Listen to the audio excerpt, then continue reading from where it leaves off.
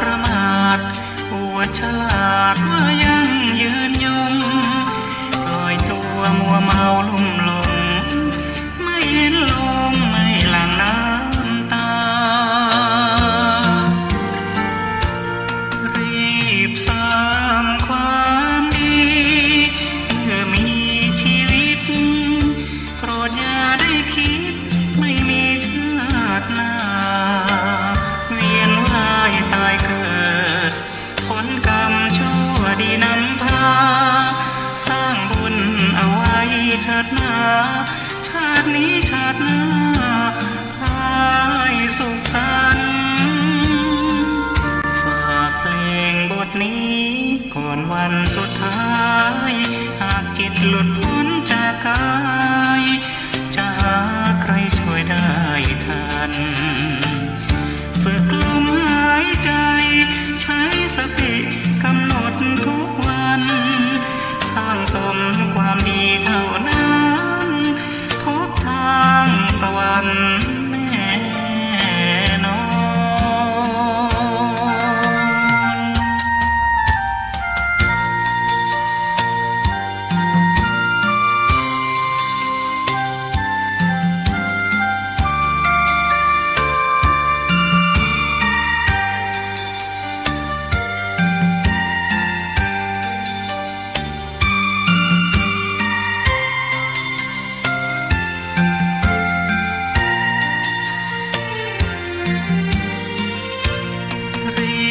สร้างความดีเมื่อมีชีวิตโปรดอย่าได้คิดไม่มีชาติหน้าเวียนว่ายตายเกิดผลกรรมชั่วดีนำพาสร้างบุญเอาไว้เถิดนาชาตินี้ชาติหน้าให้สุขสันต์บทนี้ก่อนวันสุดท้ายหากจิตหลุดพ้นจากกายจะหาใครช่วยได้ทันฝึกลมหายใจใช้สติกำหนดทุกวันสร้างสมความดีเท่านั้นพบทางสวรรค์แน่นอน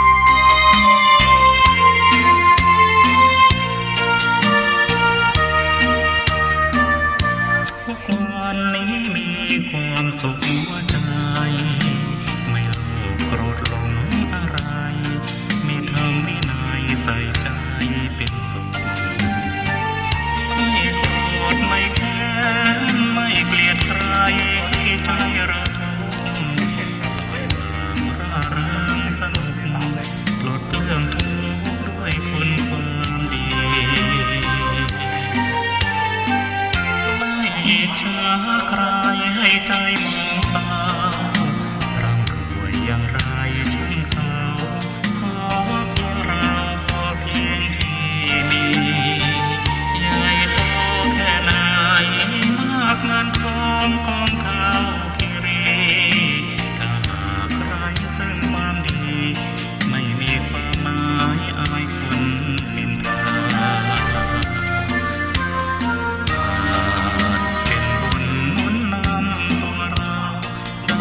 ฟังธรรมะตั้งแต่เช้าขัดเกลาจิตใจเรื่อยมาหลวงพ่อเจ้าคุณพระเทพคือคุณศรัทธาให้พระมาเทศนาช่วยตอบปัญหาที่ค้างคาใจและถึงโชคดีที่พระให้พรเชิญรวมธรรมสัญจรได้พักผ่อนแดนธรรมรำ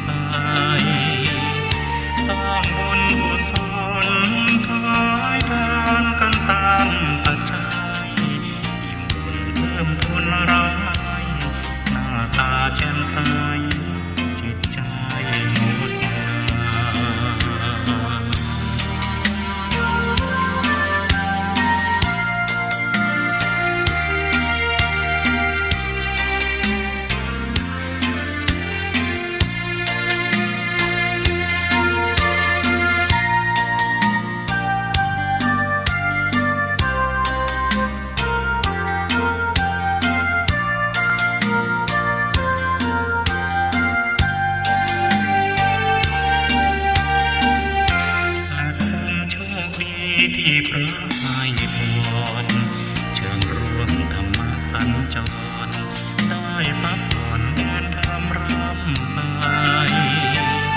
สร้างบุญกุศลถวายทานกันตามปัจจัยเพิ่มทุนร้ายหน้าตาแจ่มใสจิตใจงดงาม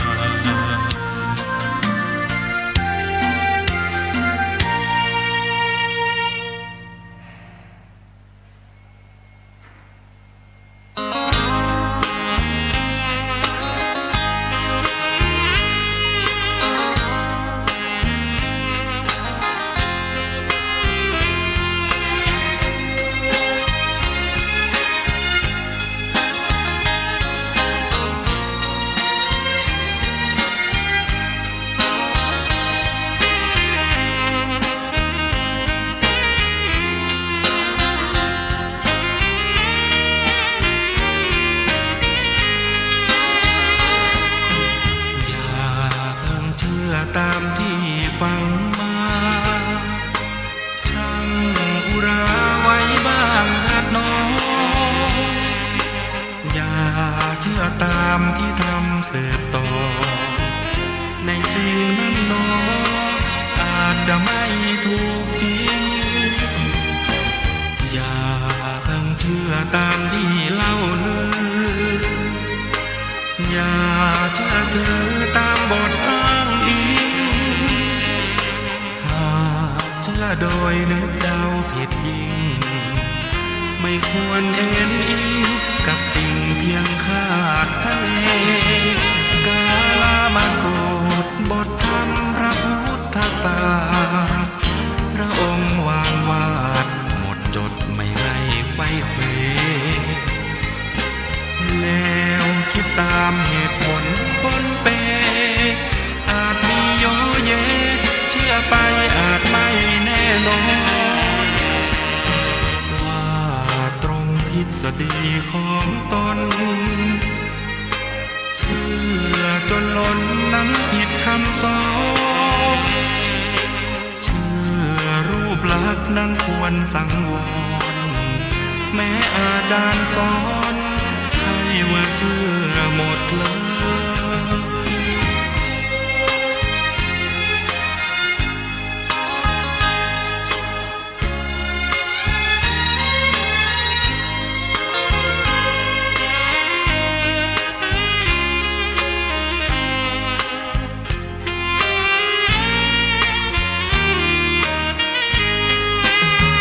กาลมาสูตรบทธรรมพระพุทธศาสนาพระองค์วางวาดหมดจดไม่ให้ไขว้เขว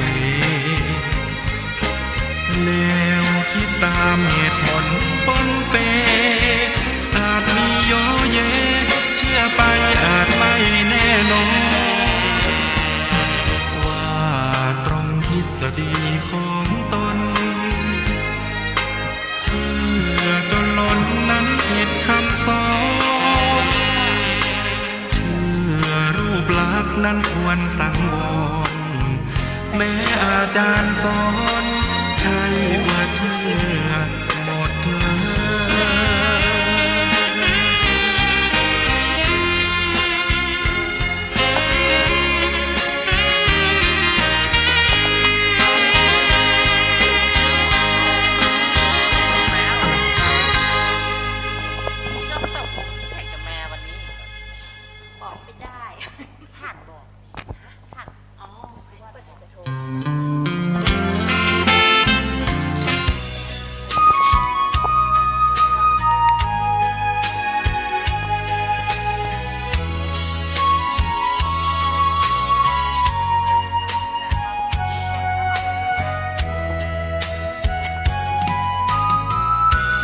เป็นบุญเขตวิเศษสถา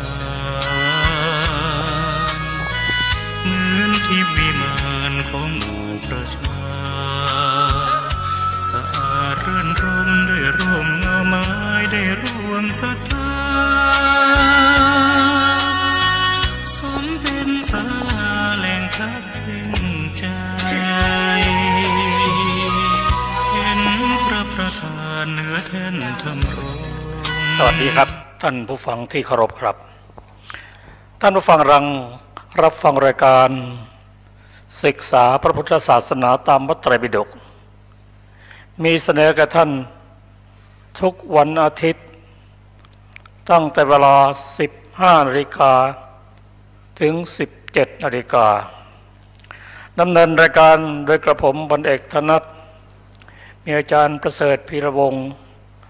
อาจารย์สุรภาเดชะอาจารย์คันดาพีระวงศ์เป็นผู้ร่วมรายการก่อนที่เราจะเริ่มรายการก็ขอเรียนเชิญทุกท่าน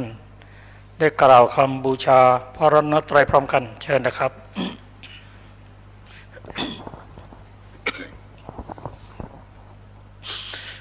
อะระหังสัมมาสัมพุทโธภะคะวะพุทธังภะคะวันตังอะภิวาเทมิสวากขาโตภะคะวะตาธัมโมธัมมังนัมสสามิสุปฏิปันโนภะคะวะโตสาวกสังโฆสังฆังนะมามิ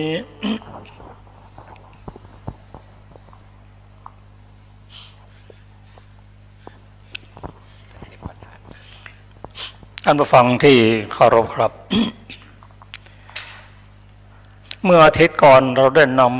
ำพระธรรมคำสอนของพระพุทธเจ้ามาศึกษาเพื่อจะได้น้อมมาปฏิบัติในชีวิตประจำวันเริ่มศึกษา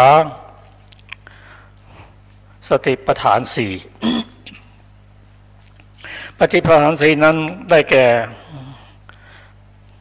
กายานุปัสสนาสติปัฏฐานเวทนานุปัสสนาสติปัฏฐานจิตตานุปัสสนาสติปัฏฐานและธรรมานุปัสสนาสติปัฏฐานเราก็ได้ศึกษามาตามลำดับ เริ่มตั้งแต่กายาซึ่งประกอบด้วย14บทหรือ14บทพระด้วยกันเริ่มตั้งแต่อานาปานบพะอิริยาบถบพะสัมปชัญญะบพะปฏิกูลบพะและธาตุสี่บพะก็ยังเหลืออีก9คือป่าช้า9ทั้ง3บพะแรกนั้นเป็นเรื่องของผู้ที่มีชีวิตอยู่ส่วนป่าช้า9นั้นเป็นเรื่องของคนที่สิ้นชีวิตไปแล้ววันนี้เราจะมาศึกษากันถึงเรื่องป่าช้า9ทั้งที่ป่าช้า9นี้เป็นอารมณ์ของผู้ที่ปราศจากวิญญาณแล้วแต่เราสามารถจะน้อมนำมาศึกษาจากภายนอกเข้ามาในใจของเราเพราะสัตว์ทั้งหลายนั้นเกิดมาแล้วก็ต้องตายเป็นไปตามสามัญลักษณะเกิดขึ้นตั้งอยู่และดับไปไม่มีใครที่จะอยู่ได้ตลอดกาลครับวันนี้เราจะนำเรื่องของป่าช้า9มาศึกษากันเมื่ออ่านพระสูตรนี้เราจะเห็นว่าเหตุการณ์ต่างๆนั้นมันเปลี่ยนแปลงไปแต่สัจธรรมนั้นคงอยู่นั่นคือเกิดขึ้นตั้งอยู่ระดับไปตอนแรกส่วนเขาแรกก็จะขอเชิญอาจารย์สุรภาและอาจารย์การดาได้นำป่าช้า9มาศึกษาร่วมกับท่านผู้ฟัง อ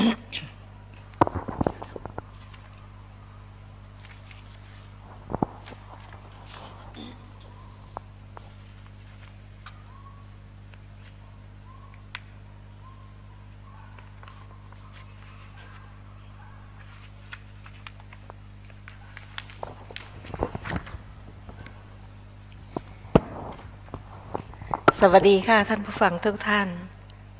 ณวสีวทิกาบัพพะดูก่อนภิกษุทั้งหลายข้ออื่นยังมีอยู่อีก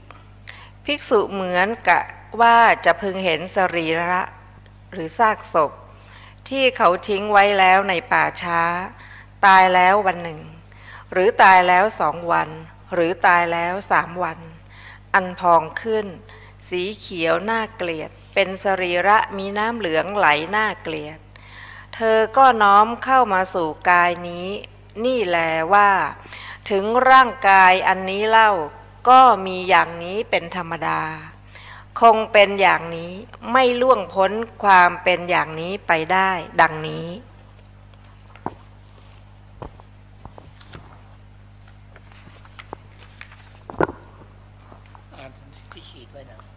ภิกษุย่อมพิจารณาเห็นกายในกายเป็นภายในบ้างย่อมพิจารณาเห็นกายในกายเป็นภายนอกบ้างย่อมพิจารณาเห็นกายในกายทั้งภายในภายนอกบ้างย่อมพิจารณาเห็นธรรมดาคือความเกิดขึ้นในกายบ้างย่อมพิจารณาเห็นธรรมดาคือความเสื่อมไปในกายบ้างย่อมพิจารณาเห็นธรรมดาคือทั้งความเกิดขึ้นทั้งความเสื่อมไปในกายบ้างก็หรือสติของเธอที่ตั้งมั่นอยู่ว่ากายมีอยู่แต่เพียงสักว่าเป็นที่รู้แต่เพียงสักว่าเป็นที่อาศัยระลึกเธออันเป็นผู้ตัณหาและทิฏฐิไม่อาศัยอยู่ด้วยย่อมไม่ยึดถืออะไรในโลกด้วยดูก่อนภิกษุทั้งหลายภิกษุย่อมพิจารณาเห็นกายในกายเนืองๆอยู่อย่างนี้ดูก่อนภิกษุทั้งหลายข้ออื่นยังมีอยู่อีกภิกษุเหมือนกับว่าจะพึงเห็นสรีระหรือซากศพที่เขาทิ้งไว้แล้วในป่าช้าอันฝูงกาจิกกินอยู่บ้าง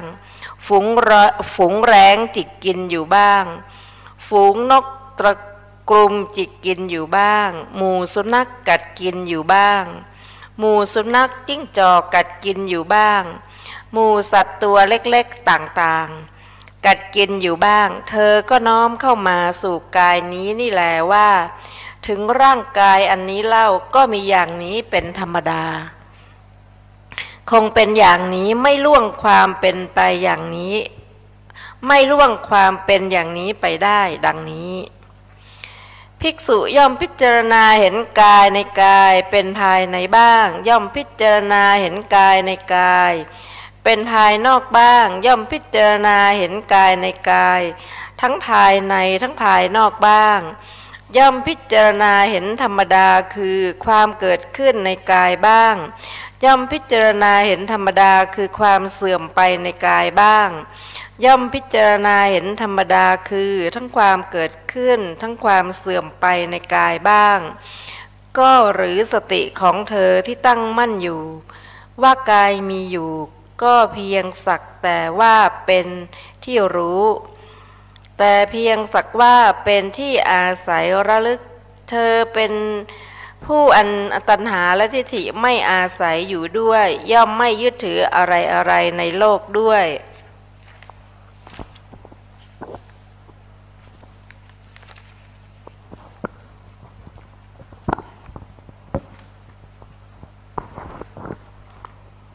ดูก่อนภิกษุทั้งหลายภิกษุย่อมพิจารณาเห็นกายในกายเนืองๆอยู่อย่างนี้ดูก่อนภิกษุทั้งหลายข้ออื่นยังมีอยู่อีกภิกษุเหมือนกับว่าจะพึงเห็นสรีระหรือซากศพที่เขาทิ้งไว้แล้วในป่าช้าเป็นร่างกระดูกยังมีเนื้อและเลือดอันเส้นเอ็นรัดรึงอยู่เธอก็น้อมเข้ามาสู่กายนี้นี่แลว่าถึงร่างกายอันนี้เล่าก็มีอย่างนี้เป็นธรรมดาคงเป็นอย่างนี้ไม่ล่วงความเป็นอย่างนี้ไปได้ดังนี้ภิกษุย่อมพิจารณาเห็นกายในกายเป็นภายในบ้างย่อมพิจารณาเห็นกายในกายเป็นภายนอกบ้างย่อมพิจารณาเห็นกายในกายทั้งภายในทั้งภายนอกบ้างย่อมพิจารณาเห็นธรรมดาคือความเกิดขึ้นในกายบ้างย่อมพิจารณาเห็นธรรมดาคือความเสื่อมไปในกายบ้าง ย่อมพิจารณาเห็นธรรมดาคือ ทั้งความเกิดขึ้นทั้งความเสื่อมไปในกายบ้างก็หรือสติของเธอที่ตั้งมั่นอยู่ว่ากายมีอยู่ เพียงแต่สักว่าเป็นที่รู้ แต่เพียงสักว่าเป็นที่อาศัยระลึกเธอย่อมเป็นผู้อันตัณหาและทิฏฐิไม่อาศัยอยู่ด้วย ย่อมไม่ยึดถืออะไรในโลกด้วยภิกษุย่อมพิจารณาเห็นกายในกายเนืองๆอยู่อย่างนี้ดูก่อนภิกษุทั้งหลายข้ออื่นยังมีอยู่อีกภิกษุเหมือนกับว่าจะพึงเห็นสรีระซากศพที่เขาทิ้งไว้แล้วในป่าช้าเป็นร่างกระดูกเปื้อนด้วยเลือดแต่ปราศจากเนื้อแล้วยังมีเส้นเอ็นรัดรึงอยู่เธอก็น้อมเข้ามาสู่กายนี้นี่แลว่าถึงร่างกายอันนี้เล่าก็มีอย่างนี้เป็นธรรมดาคงเป็นอย่างนี้ไม่ล่วงความเป็นอย่างนี้ไปได้ดังนี้ภิกษุย่อมพิจารณาเห็นกายในกายเป็นภายในบ้างย่อมพิจารณาเห็นกายในกายเป็นภายนอกบ้างย่อมพิจารณาเห็นกายในกายทั้งภายในทั้งภายนอกบ้างย่อมพิจารณาเห็นธรรมดาคือความเกิดขึ้นในกายบ้างย่อมพิจารณาเห็นธรรมดาคือความเสื่อมไปในกายบ้างย่อมพิจารณาเห็นทั้งความเกิดขึ้นทั้งความเสื่อมไปในกายบ้างก็หรือสติของเธอที่ตั้งมั่นอยู่ว่ากายมีอยู่แต่เพียงสักว่าเป็นที่รู้แต่เพียงสักว่าเป็นที่อาศัยระลึกเธอย่อมเป็นผู้อันตัณหาทิฏฐิไม่อาศัยอยู่ด้วยย่อมไม่มีอะไรในโลกด้วยดูก่อนภิกษุทั้งหลายภิกษุย่อมพิจารณาเห็นกายในกายเนืองๆอยู่อย่างนี้ดูก่อนภิกษุทั้งหลายข้ออื่นยังมีอยู่อีกภิกษุเหมือนกับว่าจะพึงเห็นสรีระซากศพที่เขาทิ้งไว้แล้วในป่าช้าเป็นร่างกระดูกปราศจากเนื้อและเลือดแล้วยังมีเส้นเอ็นรัดรึงอยู่เธอก็น้อมเข้ามาสู่กายนี้นี่แลว่าถึงร่างกายอันนี้เล่าก็มีอย่างนี้เป็นธรรมดาคงเป็นอย่างนี้ไม่ล่วงความเป็นอย่างนี้ไปได้ดังนี้ภิกษุย่อมพิจารณาเห็นกายในกายเป็นภายในบ้างย่อมพิจารณาเห็นกายในกายเป็นภายนอกบ้างย่อมพิจารณาเห็นกายในกายทั้งภายในภายนอกบ้างย่อมพิจารณาเห็นธรรมดาคือความเกิดขึ้นในกายบ้างย่อมพิจารณาเห็นธรรมดาคือทั้งความเกิดขึ้นทั้งความเสื่อมไปในกายบ้างก็หรือสติของเธอที่ตั้งมั่นอยู่ว่ากายมีอยู่แต่เพียงสักว่าเป็นที่รู้แต่เพียงสักว่าเป็นที่อาศัยระลึกเธอย่อมเป็นผู้อันตัณหาและทิฏฐิไม่อาศัยอยู่ด้วยย่อมไม่ยึดถืออะไรในโลกด้วย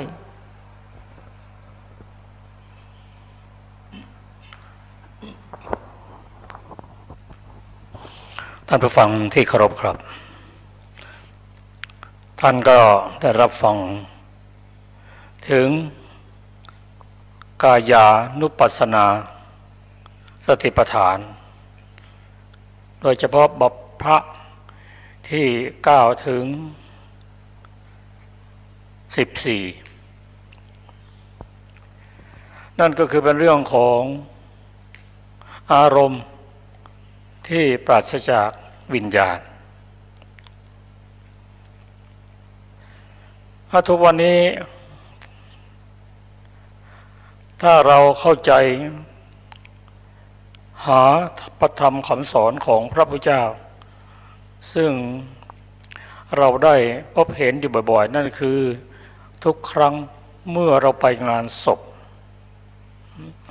ถ้าเราเข้าใจบ่อยๆศึกษาบ่อยๆเราก็จะได้ธรรมะของพระพุทธเจ้าแต่ข้อแตกต่าง งานศพในสมัยนี้กับสมัยโบราณสมัยก่อนๆนั้นแตกต่างกันในสมัยก่อนนั้นเริ่มตั้งแต่สมัยพระองค์ยังทรงพระชนอยู่นั้นซากศพต่างๆภิกษุสามารถจะน้อมนำมาศึกษาพิจารณาได้อย่างครบถ้วนเริ่มตั้งแต่ตายตั้งแต่วันแรกจนถึง เข้าป่าช้ากระดูกเป็นผุยผงสามารถศึกษาได้แต่ในปัจจุบันนี้แตกต่างกันไปแต่อารมณ์ก็ยังเป็นอย่างเดิมอยู่ศึกษาได้ความจริงของชีวิตก็ศึกษาได้ดังที่เราเห็นว่า ในปัจจุบันนี้เราไม่ค่อยได้เห็นซากศพยกเว้นแต่ญาติพี่น้องของผู้เสียชีวิตเริ่มตั้งแต่เสียชีวิตไปได้พิจารณาไปจนบรรจุอยู่ในโรงและตั้งบำเพ็ญกุศลครั้งสุดท้ายก็นำใบชาปนกิจอาจจะเห็นได้ตามสมควรไม่เหมือนในสมัยก่อนภิกษุท่านมีโอกาสที่จะได้พิจารณาซากศพได้อย่างชัดเจน อย่างไรก็ดีเราถือว่าผู้ที่สิ้นชีวิตไปนั้นเป็นครูให้เราได้เห็นเช่นผู้ที่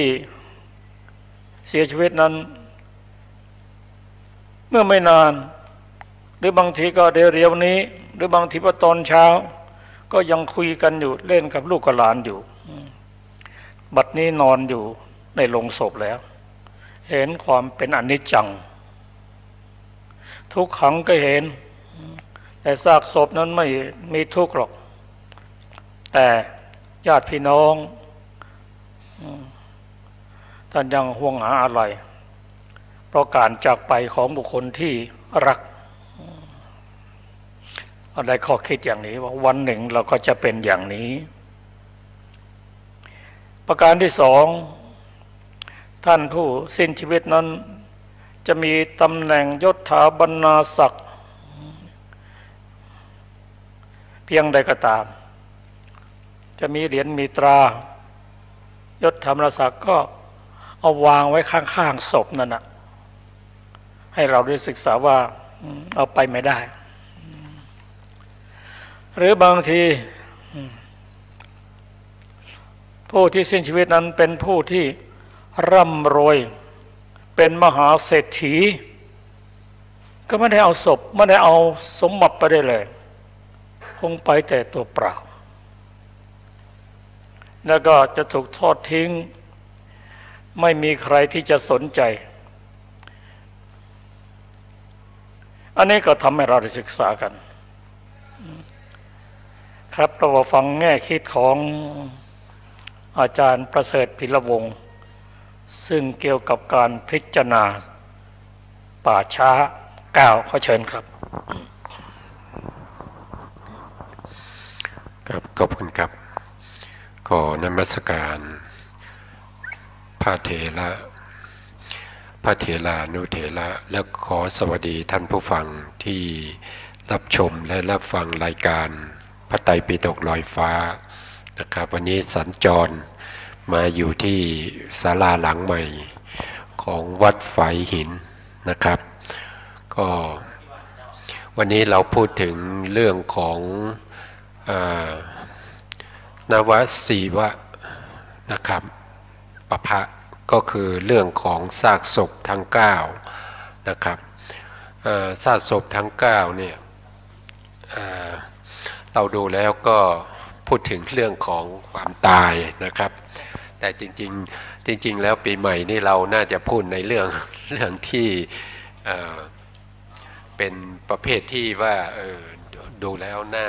สบายใจนะครับแต่ก็ไม่เป็นไรครับเพราะว่ามันเป็นเรื่องของทุกๆคนนะครับทุกๆคนที่ต้องเป็นไปอย่างนี้นะครับก็นวสีวทิกาปภะนะครับก็คือการพูดถึงเรื่องของซากศพทั้ง9นะครับข้อที่1ก็คือตายมาแล้ว1วัน2วันหรือ3วันนะครับ ก็จะมีสีเขียวน่าเกลียดมีน้ำเหลืองไหลนะครับอันนี้ก็เราก็จะพิจารณาแล้วก็น้อมมาในตัวเราว่าเราก็จะเป็นอย่างนั้นสักวันหนึ่งนะครับแต่เราไม่สามารถที่จะรู้ได้นะครับว่าเราจะตายเมื่อไหร่นะครับจุติจิตเราจะเคลื่อนเมื่อไหร่นะครับหรือว่าจะเคลื่อนที่ไหนนะครับแล้วก็จะเคลื่อนอย่างไรนะครับไม่มีใครที่จะสามารถรู้ได้นะครับว่าสิ่งพวกนี้เป็นสิ่งที่เป็นไปตามกรรมนะครับการที่พวกเราทั้งหลายที่ได้เกิดมาเป็นมนุษย์เนี่ยนะครับก็ถือว่ามาด้วยบุญนะครับมาด้วยกุศลธรรมนะครับแล้วพวกเราเกิดเป็นมนุษย์เราก็ไม่ได้เกิดในโดยอาศัยอุเบกขาสันติรณะกุศลวิบากนะครับเราอาศัยมหากุศลทั้ง8ดวงดวงใดดวงหนึ่งนะครับที่เป็นปฏิสนธิให้เรานะครับให้เราเกิดมาเป็นมนุษย์ที่มีอวัยวะสมบูรณ์นะครับแล้วก็มีร่างกายที่สมบูรณ์นะเพราะฉะนั้นเราก็บางคนก็อาจจะติดอยู่ในร่างกายนะครับเพราะฉะนั้นเพื่อให้เห็นความเป็นจริงว่าสภาพร่างกายของเราที่เป็นอยู่ทุกวันนี้นะครับที่ยังสามารถที่จะบริหารอิริยาบถทั้ง4มีการเดินยืนนั่งนอนนะครับแล้วก็ที่สำคัญก็คือเรื่องของใจด้วยนะครับไม่ไปติดอยู่ในเรื่องของสิ่งสวยสิ่งงามทั้งหลายนะครับไม่ได้เพราะฉะนั้นก็เราก็เลยต้องมาพิจารณาในเรื่องของซากศพว่าสุดท้ายแล้วเราก็จะเป็นไปอย่างนั้นนะครับเมื่อเราตายเนี่ยนะครับก็ไม่มีใครที่จะอยากได้นะครับไม่มีใครที่อยากได้ไม่ว่าจะเป็นภรรยาสามีนะครับหรือว่าเป็นพี่เป็นน้องเป็นลูกเป็นหลานนะครับเมื่อเราจะตายลงแล้วเนี่ยถึงแม้ว่าเราจะมีทรัพย์สินเงินทองมากมายนะครับมีที่ดินมีที่อยู่ที่อาศัยใหญ่โตนะครับก็ไม่มีใครอยากได้นะครับไม่มีใครที่ปรารถนาว่าจะเอาซากศพนั้นไปนอนด้วยนะครับซากศพก็เป็นสิ่งที่ทุกคนรังเกียจนะครับเขาแค่ไปส่งเราก็แค่ป่าช้านะครับเสร็จแล้วเขาก็กลับหมดนะครับสมัยนี้เราจะมองไม่ค่อยเห็นเพราะว่าระบบการจัดการเรื่องของศพเนี่ยก็จะเป็นไปด้วยไม่คือเขาจะทำให้ไม่น่าเกลียดนะครับเขาจะมีการจัดการเรื่องของศพเรื่องของการทำบุญนะครับอุทิศส่วนบุญส่วนกุศลนะครับแล้วก็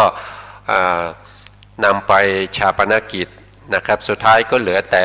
เท่านะครับเหลือแต่เศษกระดูกนะครับแต่ในสมัยก่อนเนี่ยนะครับเขาไม่ได้มีการนำไปชาปนกิจเหมือนปัจจุบันนี้นะครับถ้าในประเทศอินเดียหรือว่าประเทศแถวทิเบตนะครับก็ยังมีการนำซากศพเนี่ยไปทิ้งไว้เพื่อจะให้อีแล้งนะครับหรือกาหรือหมาป่านะครับหมาจิ้งจอกทั้งหลายเนี่ยมากัดกินนะครับบางที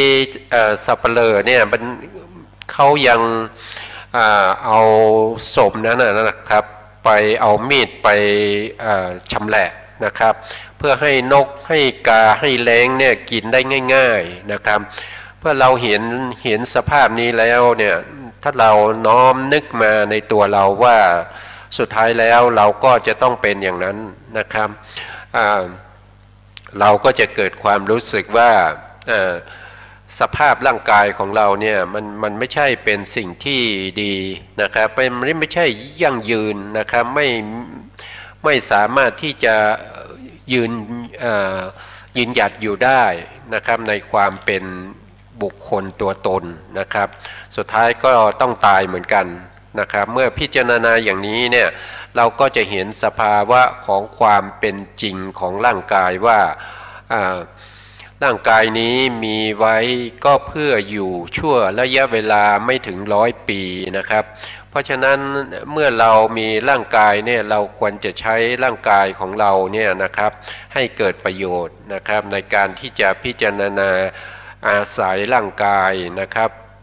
ปฏิบัติธรรมหรือว่าอาศัยร่างกายในการศึกษาเล่าเรียนสัจธรรมทั้งหลายนะครับความจริงนะครับที่เราสามารถจะเข้าใจได้นะครับศึกษาในส่วนที่เป็นสัจธรรมในส่วนที่เป็นอริยสัจสี่นะครับแล้วก็ร่างกายนี้นะครับเกิดมาด้วยกรรมนะครับเขาว่าไปแล้วมนุษย์เราเนี่ยนะครับก็มีความตายอยู่4อย่างนะครับ4อย่างก็คือ1ก็คือเรื่องของกรรมก็คือหมดกรรมนะครับหมดกรรมก็ตายนะครับอันที่2ก็หมดอายุไขนะครับหมดอายุไขคืออะไรหมดอายุไขก็คือว่าปัจจุบันนี้มนุษย์เราเนี่ยมีอายุกับอยู่ที่ประมาณ74 ปีกว่าๆนะครับหรือว่าไม่ถึง75แล้วตอนนี้มันพุทธศักราช2561แล้วนะครับเลยกว่า 2,500 ไปแล้วนะครับก็จะเหลือประมาณ64นะครับ64กว่านะครับเพราะฉะนั้นการที่เราหมดอายุนะครับก็คืออายุเฉลี่ยก็คือ75นะครับถ้าเราถึง75 ปีเนี่ยเราก็จะถือว่าเราอายุกับเนี่ยมันหมดแล้วนะครับถ้าเราคนที่ยังไม่ตายนะครับก็จะอายุถึง70-80นะครับหรือว่า100 ปีนะครับพวกนี้ก็เลยอายุกลับมานะครับแต่แสดงว่าบุญเรื่องกรรมยังมีอยู่ยังหนุนอยู่นะครับก็เลยไม่ได้เคลื่อนจากภพนี้นะครับอันที่3เนี่ยก็คือการที่คนเราเนี่ยหมดพร้อมกันระหว่างกรรมกับอายุกลับนะครับอายุกลับก็คือ74ใช่ไหมครับพออายุ74แล้วก็ตายกรรมก็หมดด้วยนะครับก็ตายนะครับอันนี้ก็เป็นความตายที่3นะครับความตายที่4นี่ก็คือเรื่องของอุบัติเหตุทั้งหลายนะครับหรือว่ากรรมที่มาตัดรอนนะครับก่อนที่เราจะมีอายุกลับเท่ากับอายุกลับโดยเฉลี่ยของมนุษย์นะครับหรือว่ากรรมบุญทั้งหลายเรายังมีอยู่แต่ว่าถูกตัดรอนด้วยอุบัติเหตุนะครับทั้งหมดนี้มันก็เป็นเรื่องของความตายเมื่อตายแล้วเนี่ยนะครับเราก็จะทิ้งซากศพไว้เราไม่รู้เรื่องนะครับคนที่อยู่เนี่ยเขาก็จะจัดการในเรื่องของซากศพทั้งหลายนะครับการที่จะทำบุญอุทิศส่วนกุศลอะไรต่างๆเนี่ยนะครับก็ขึ้นอยู่กับผู้ที่ยังมีชีวิตอยู่เป็นญาติพี่น้องนะครับหรือว่าเป็นบุคคลที่ไม่มีญาติก็จะมีทางมูลนิธิต่างๆนะครับก็มาดำเนินการต่อไปนะครับซึ่งการที่เราจะพิจารณาซากศพในปัจจุบันนี้นะครับก็หายากนะครับตามหลักการตามการที่พิจารณาการน้อมเอาซากศพมาในตัวเราเนี่ยนะครับเป็นคำสั่งสอนมาจากพระพุทธศาสนานะครับให้เรามีความสังเวชในตัวนะครับว่าไม่กล้าที่จะทำสิ่งที่ชั่วร้ายทั้งหลายนะครับก็ใน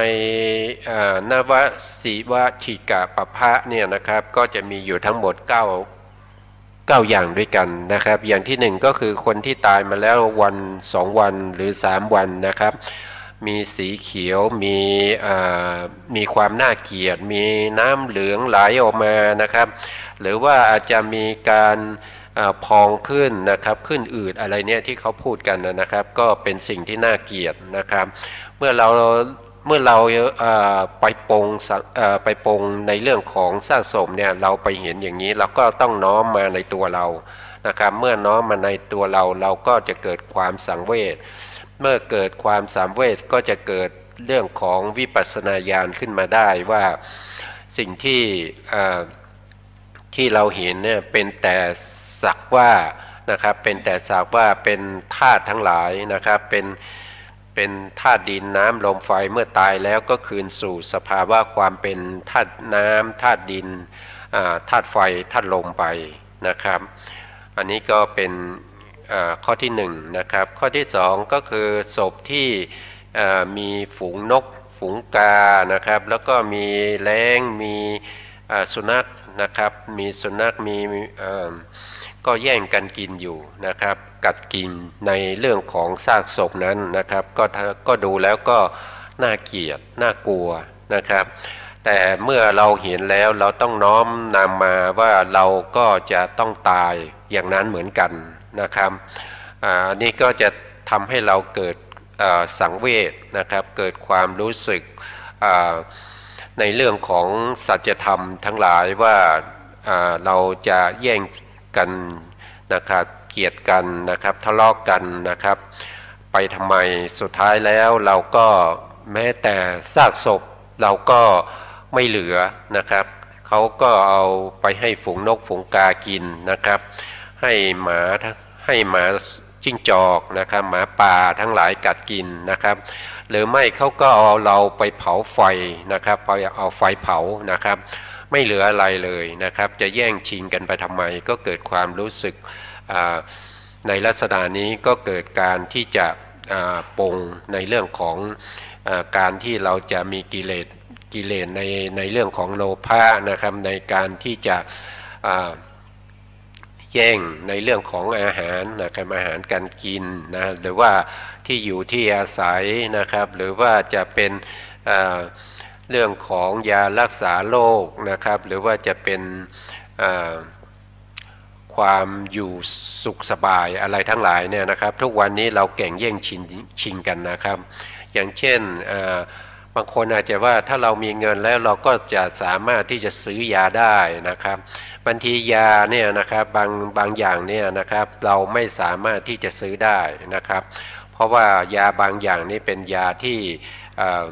มีคุณภาพที่ดีหรือว่ายังไงเนี่ยเขาจะจัดไว้ให้แก่บุคคลที่มีความสำคัญนะครับอย่างชาวบ้านเราเนี่ยก็จะมียาโดยทั่วๆไปนะครับที่จะใช้ได้ตามสรรพคุณที่จะเอามารักษาได้นะครับเพราะฉะนั้นอย่าแย่งชิงกันเลยนะครับสุดท้ายก็ต้องตายเหมือนกันทุกคนไม่ว่าจะเป็นผู้ดีมีเงินนะครับหรือว่าจะเป็นคนยากคนจนนะครับก็จะเป็นในลักษณะนั้นนะครับ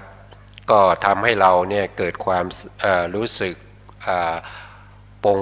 ในเรื่องของสังขารทั้งหลายได้นะครับเมื่อปรงในเรื่องของสังขารเนี่ย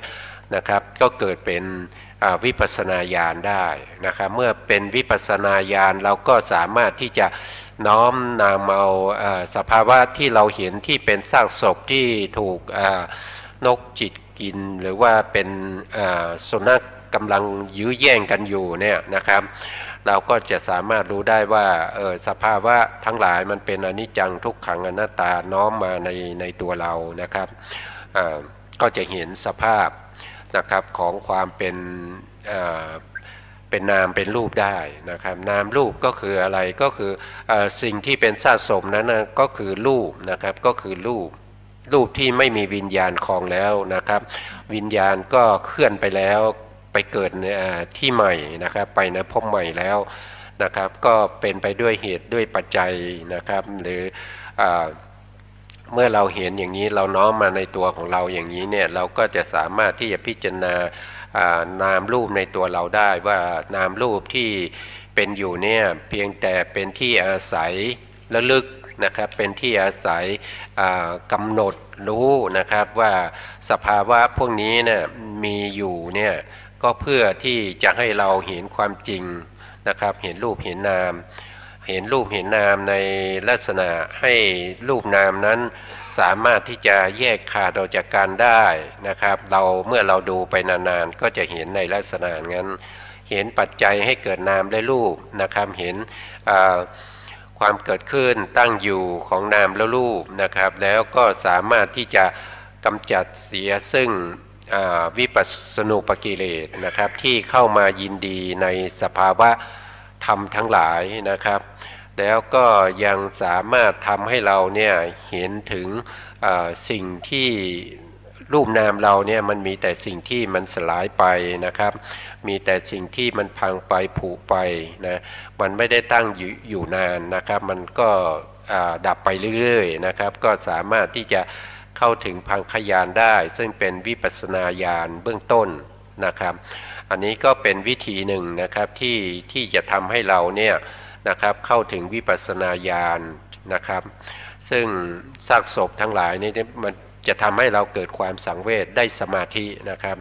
เมื่อซากศพที่เราพิจารณาอยู่เนี่ยเราเกิดความสังเวชเนี่ยสมาธิก็จะเกิดขึ้นเร็วนะครับเมื่อสมาธิเกิดขึ้นเราก็ใช้สมาธิในอันนั้นนะครับมาในการพิจารณาในเรื่องของนามรูปนะครับเมื่อมีสมาธิที่มีกำลังเป็นถึงคณิกะสมาธิในการพิจารณารูปนามเนี่ยรูปนามก็จะปรากฏชัดเจนแก่เราได้ง่ายนะครับก็วิธีนี้ก็จะเป็นวิธีที่ใช้สมถะนำหน้าวิปัสสนานะครับให้เกิดความเป็นสภาวธรรมทั้งหลายที่เป็นอยู่นะครับก็จะได้พวกเราก็จะได้เข้าใจนะครับว่าสิ่งที่เราพิจารณาร่างกายเนี่ยก็เพียงแต่ให้เกิดเป็นความสังเวชเกิดสมาธินะครับเกิดสมาธิขึ้นมาให้เข้าถึงอย่างน้อยๆก็ให้สมาธิเนี่ยเข้าถึงอุปจาระนะครับอุปจารสมาธิเป็นจุดเริ่มต้นในการที่จะเจริญวิปัสสนาต่อไปครับท่านผู้ฟังที่เคารพก็ ได้รับฟังข้อคิดเห็นจากการ ไปในงานศพเราจะน้อมนำมาปฏิบัติได้อย่างไร ครับตอนนี้ก็ดร.บุญท่านเข้ามาถึงแล้วก็ได้ฟังความเห็นของดร.บุญว่าไปงานศพแล้วได้ธรรมะอะไรบ้างขอเชิญอาจารย์ดร.บุญนินเกตครับ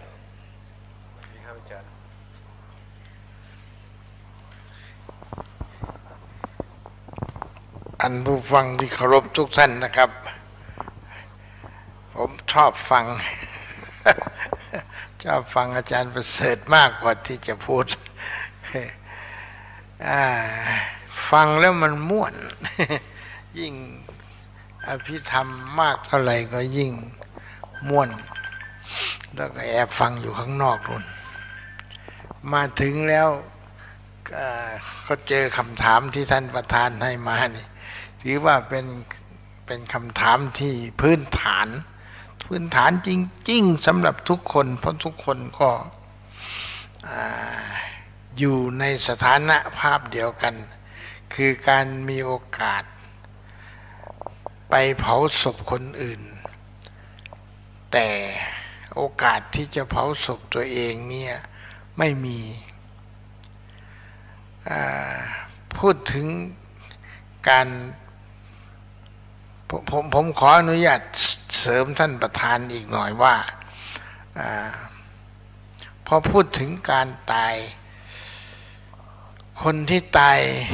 ตามสมัยอดีตหรือว่าตามหลักฐานที่จารึกไว้ให้พวกเราได้เห็นอย่างพระอรหันต์ท่านเข้าสู่นิพพานเนี่ยผมออกจากประเด็นคำถามไปหน่อยนะครับแต่ก็เป็นสิ่งที่น่าคิดว่าการจากไปผมใช้คำว่าการจากไปหรือการเข้าสู่นิพพานของพระอรหันต์ทั้งหลายที่ปรากฏอยู่อย่างพระมหากัสสปะเนี่ยเราก็พูดกันอยู่ว่าท่านนิพพานแล้วก็สำคัญที่สุดก็คือนิพพานอยู่ที่ถ้ำกรุงราชคฤห์แล้วก็ศพของท่านก็ยังอยู่อันนี้เป็นคำ บอกเล่ากันมาติดต่อกันมานู่นจนกว่าพระศรีอานจะมาอุบัติจึงจะมีสิทธิที่จะเผาศพพระมหากัสสปะได้คนอื่นเผาแล้วก็ไม่ไหม้พอพระศรีอานตรัสรู้แล้วทันทีท่านจะเสด็จไปตรงที่ศพพระมหากัสสปะยังอยู่แล้วก็ภูเขาหรือว่าถ้ำก็จะเปิดศพขึ้นมาแล้วก็ไฟ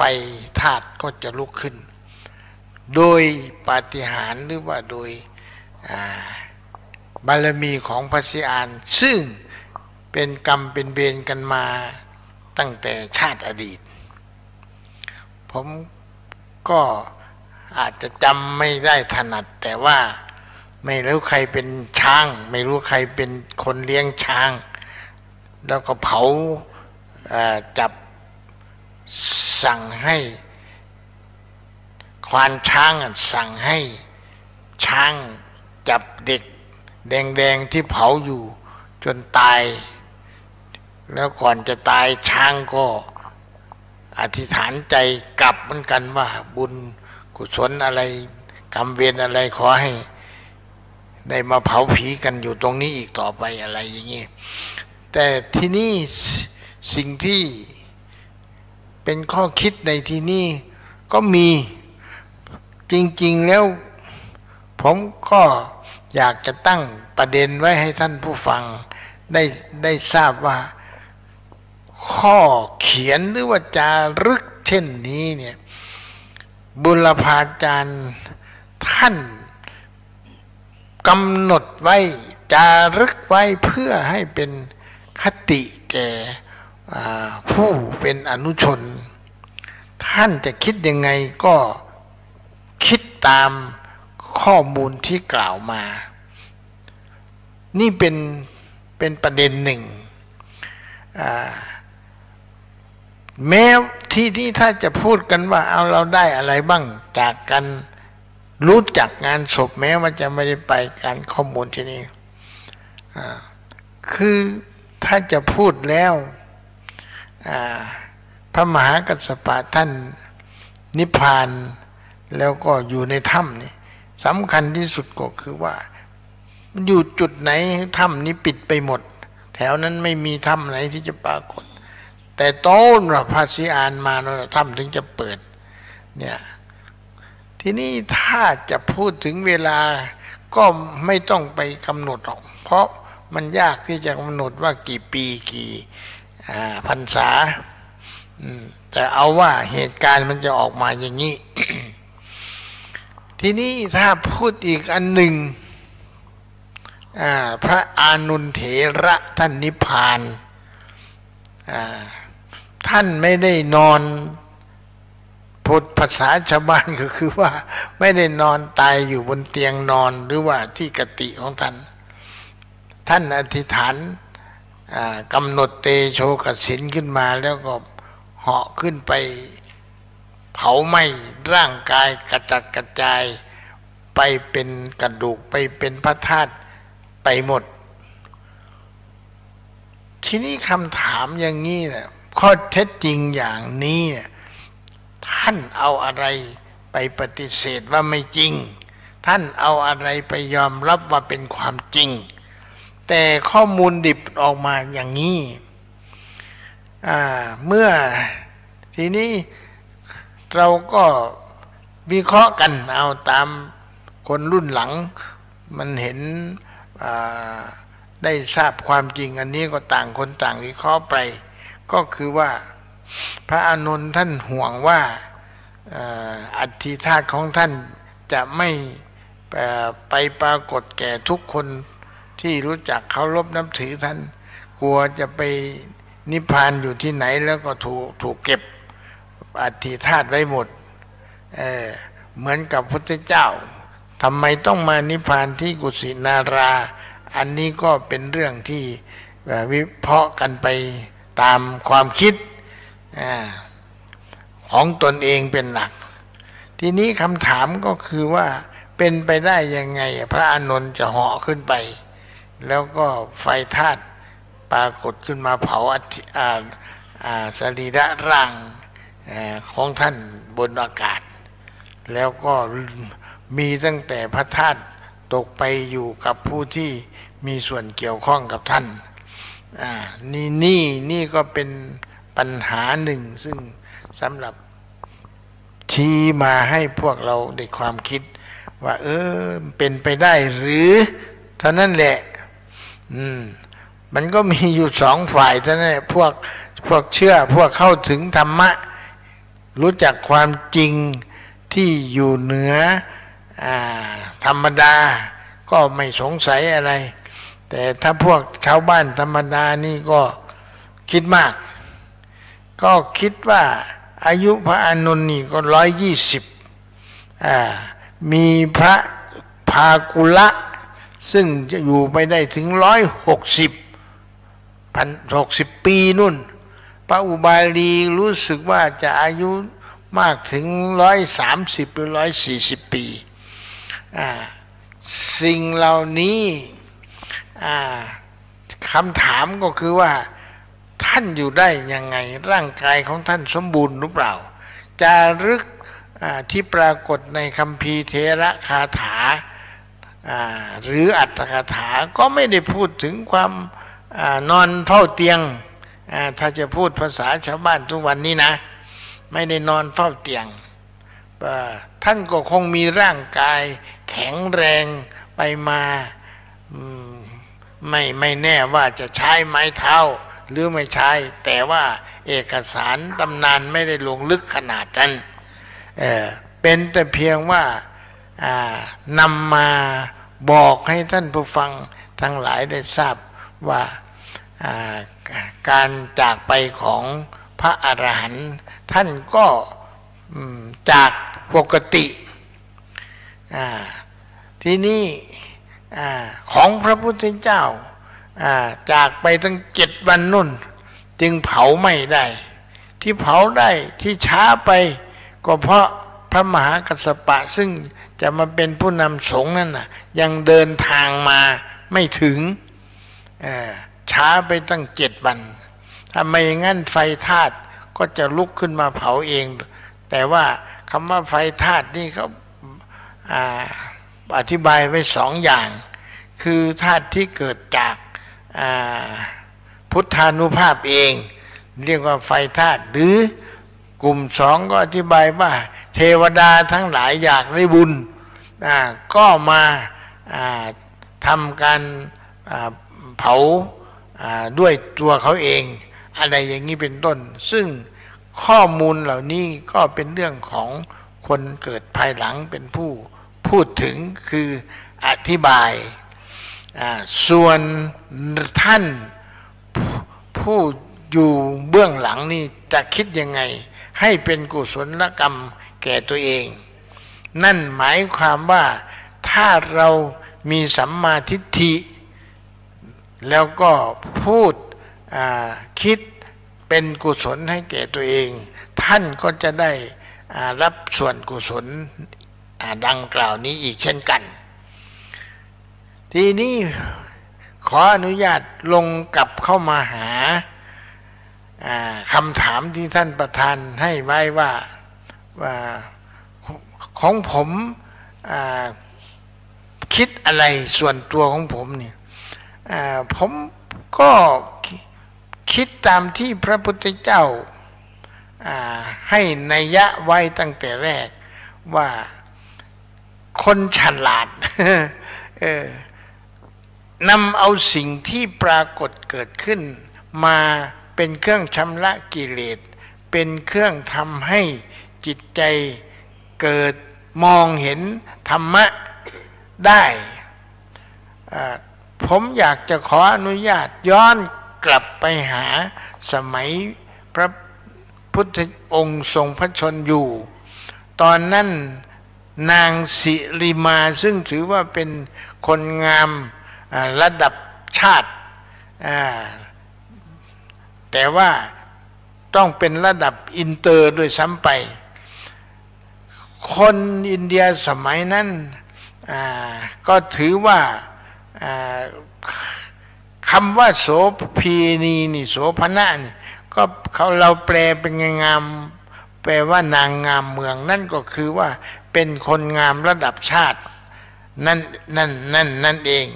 เอาไว้คอยต้อนรับแขกมั่นแขกเมืองพูดภาษาชาวบ้านกันจริงๆเป็นยังไงมันก็ปรากฏตามเอกสารที่จารึกไว้ภิกษุรูปหนึ่งได้มีโอกาสไปรับทานไปรับบิณฑบาตจากบ้านนางสิริมาน้องสาวหมอชีวกแล้วก็เกิดจิตผูกพันอยู่กับความงามของนางสิริมาทั้งที่เก็บไข้ได้ป่วยอยู่แล้วหลวงพี่รูปนั้นก็คิดไปว่านี่ขนาดเจ็บป่วยจะตายอยู่ก็ยังบาดหูบาดตาขนาดนี้กลับมาไม่ฉันข้าวเก็บบาดเก็บอะไรไว้หมดพอนางสิริมาสิ้นลมหายใจขึ้นมาหมอชีวกไปกราบทูลให้พระพุทธเจ้าทรงทราบในฐานะที่นางเป็นโสดาบันแล้วก็เป็นผู้อุปถัมภ์ค้ำชูพระพุทธศาสนาสร้างวัดสร้างวาขึ้นมาเป็นอุปถัมภ์พระพุทธศาสนาพุทธเจ้ารับสั่งว่าเอาเก็บไว้ก่อนเถอะอย่าเพิ่งเผาเพราะแล้วก็ไม่ให้เหตุผลไว้ทำอะไรแต่พอเอาไว้3 วันหรือ7 วันเนี่ยทิ้งไว้ที่ประชาพุทธเจ้าก็นำพระสงฆ์ไปบังสกุลเพราะอะไรพระพุทธองค์จึงนำเอาซากศพสิ่งที่ลักษณะที่เป็นความน่าเกลียดน่ากลัวที่ชาวโลกเขามาเป็นเครื่องมือในการชำระจิตใจให้เกิดเบื่อให้เกิดนายให้เกิดอยากหนีจากวัฏฏะสำหรับคนผู้มีบารมีที่จะบรรลุธรรมแต่สำหรับคนที่มันไม่มีอะไรเลยไม่เคยได้รับคำพูดคำสอนว่าอยู่ในวัฏฏะนี้มันก็ตายแล้วเกิดแล้วตายอยู่อย่างนี้แต่ว่าการที่จะหนีจากตายนี้มันเป็นไปได้เมื่อมีร้อนก็มีหนาวมีหนาวก็มีร้อนมันแก้กันได้สิ่งเหล่านี้พุทธเจ้าพูดเสมอโดยธรรมชาติแล้วก็นำมาเปรียบเทียบกับธรรมะจนในที่สุดเมื่อพระพุทธเจ้านำพระสงฆ์เข้าไปแล้วก็พิจารณาบังสกุลถือเป็นต้นแบบมาทุกวันนี้ว่าอนิจจาวัฏสังขาราสังขารนั่นคือเรือนร่างเพราะคำว่าสังขารนี้เป็นคำกำกวมแต่ในที่นี้นี่พุทธเจ้าตรัสหมายถึงร่างกายสังขารของคนต้นไม้ก็เป็นสังขารงัวก็เป็นสังขารควายก็เป็นสังขารแต่ไม่หมายถึงในที่นี้คำว่าอนิจจาวัฏสังขารานี่นั่นหมายถึงร่างกายเรือนร่างของนางสิริมาเนี่ยเกิดขึ้นมาต้องดับต้องสลายอนิจจาวัฏสังขาราเกิดขึ้นมาอุปาทวยธรรมิโนเมื่อเกิดขึ้นมาก็ต้องดับไปบอกเพื่อให้ตระหนักถึงข้อเท็จจริงแต่สมัยนี้แล้วเนี่ยผมก็ไม่แน่ใจว่าชาวบ้านคนทั่วไปที่ไปงานศพนี่ได้นำเอาต้นแบบที่พุทธเจ้าแม้ว่าบางศพเขาก็จะเขียนว่าเอาจุดธูปจุดเทียนให้ พูดว่าอนิจจาวัฏสังขาราหรือว่าทุกขังอนิจจังอนัตตาก็แล้วแต่ผู้ไปร่วมงานศพนี่อาจจะคิดแตกต่างกันไปเป็นเรื่องธรรมดาก็ไม่ว่ากันแล้วโดยเฉพาะอย่างยิ่งสมัยนี้พวกเราชาวบ้านทั้งหลายก็ใช้งานศพเป็นที่พบปะเจรจากันแล้วก็ทักทายปราศัยกันค่อนข้างจะเมากันหนักหน่อยใช้งานศพเป็นเกณฑ์ก็ไม่อยากพูดเลยไปถึงว่าถ้าตามชนบท เขายังมาช่วยงานช่วยการกันอย่างดีแต่ผมอยากจะบอกฝากท่านผู้ฟังทางบ้านว่าการที่ได้มีโอกาสไปช่วยงานศพนี่โบราณท่านพูดอานิสงส์ของการร่วมงานศพการเผาศพอะไรก็ตามนี่ไว้มากแต่ไม่แน่ใจว่าผู้ไปร่วมงานเนี่ยจะให้ค่าของการไปร่วมงานนี้ให้กับตัวเองขนาดไหนแม้ว่าทุกวันนี้มันไม่ยากในการที่จะเผาศพแค่ หาดอกไม้จันทร์ซึ่งเจ้าภาพจัดไว้แล้วใส่มือให้ก็ไปวางมันไม่ได้ยากเย็นอะไรจนพอที่จะได้อานิสงส์มากมายก่ายกองอย่างที่พระท่านพูดท่านเทศนาไว้แต่ผมก็ยังถือว่าเป็นธรรมเนียมค่อนข้างจะจุดขายหรือจุดเด่นสำหรับงานศพผมมีข้อมูลดิบที่อยากจะบอกฝากเป็นข้อคิดให้แก่สังคมบ้านเราปกติแล้วเนี่ยมันสวนทางกันกับพระพุทธเจ้าท่านตรัสไว้ให้ปรงให้ปล่อยให้วางให้เข้าใจความจริงแต่งานศพไทยเรานี่มันออกจะไปคนละอย่างนะครับเรามีมหรสพจะเป็นบ้านสมัยผมนั่นน่ะถ้ามีงานศพแล้วหมอลำทุกคืนไม่ต้องมาร้องห่มร้องไห้เราไม่มีที่จะมาร้องห่มร้องไห้หาคนตายนี่ทำอย่างพุทธเจ้าบอกว่าตายแล้วก็แล้วไปมันส่วนของคนตายคนอยู่ก็ต้องทำบุญทำทานให้ไม่ใช่ร้องไห้แล้วมันไม่ถึงคนตายพุทธเจ้าท่านพูดอย่างนี้ท่านตรัสไว้แต่ทำบุญถึงคนทำบุญแล้วมันจะถึงคนตายทีนี้ว่าของเรานี่มันมากกว่าทำบุญทำบุญด้วย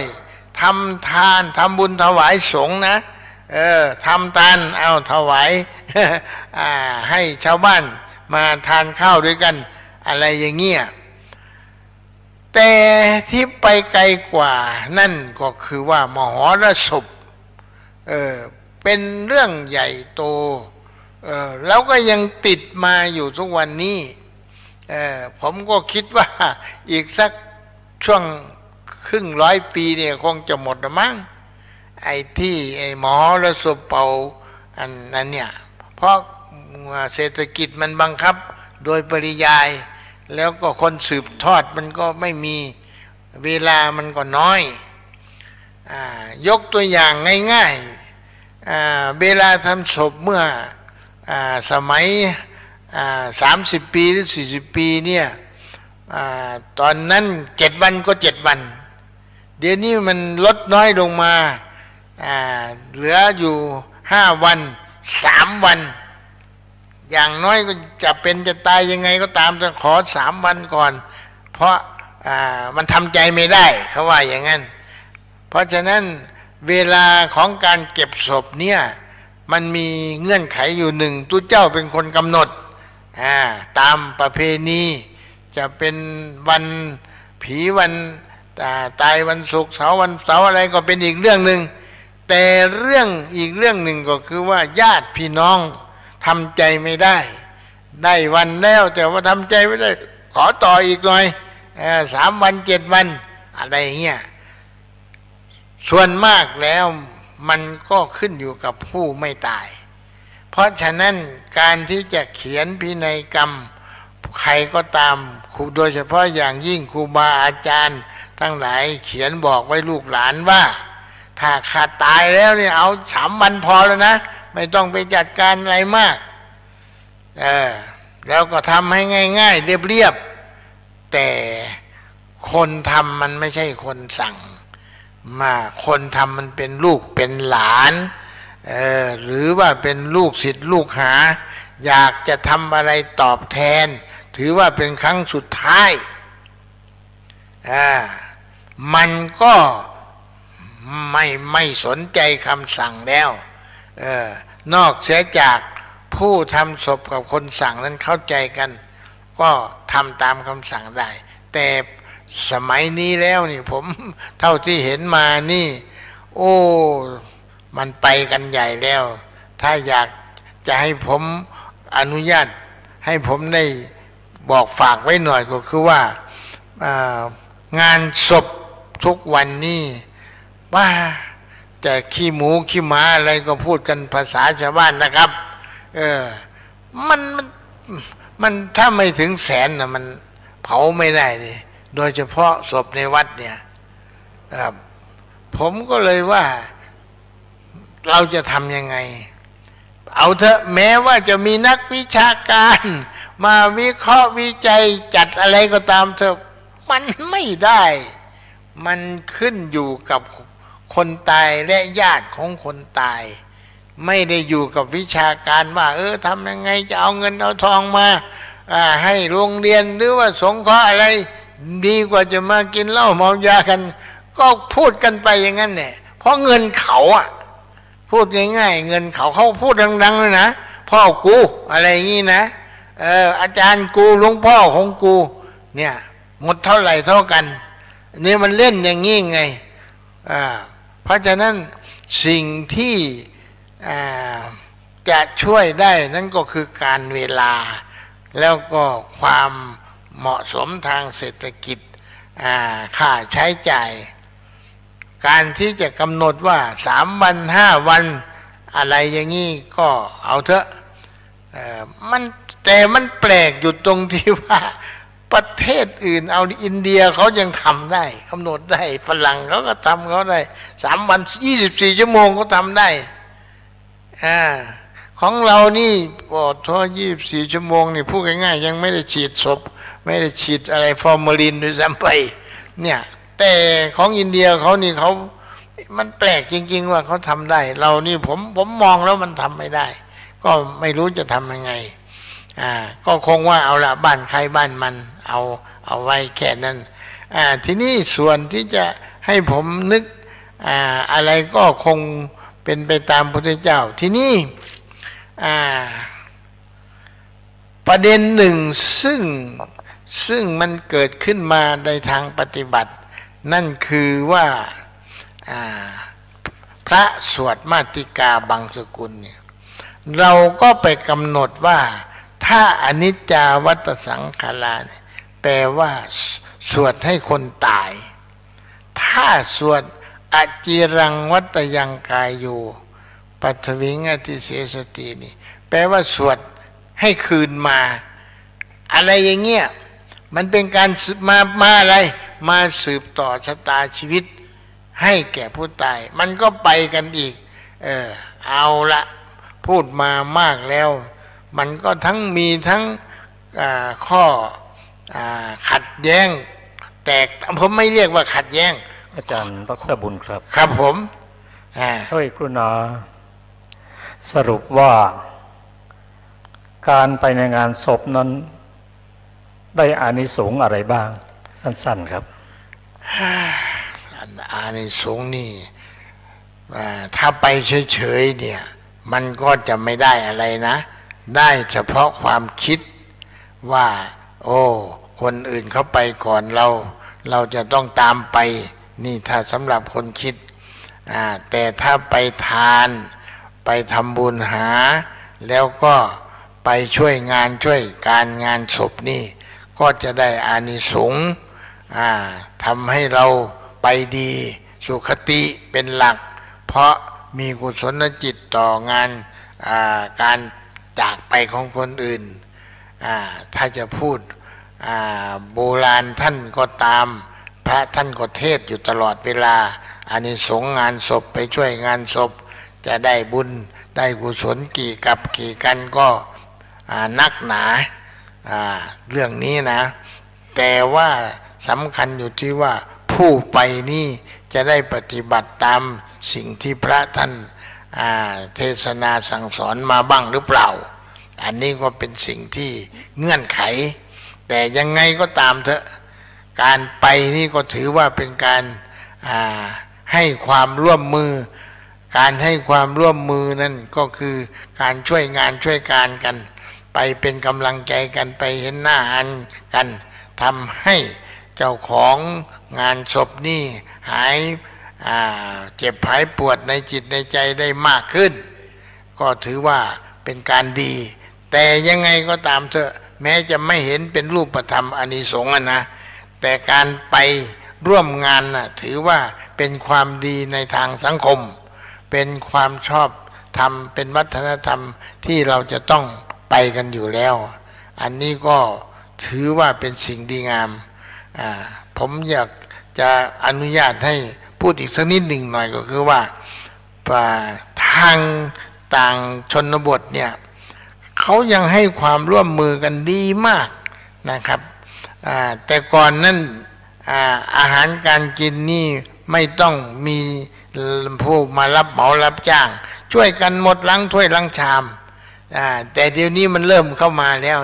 เรื่องอาหารการกินจะต้องเหมากันหมดแล้วคนก็เลยมีตั้งแต่ไปนั่งคอยกินข้าวกันมันก็เปลี่ยนไปอันนี้ถือว่าเป็นการ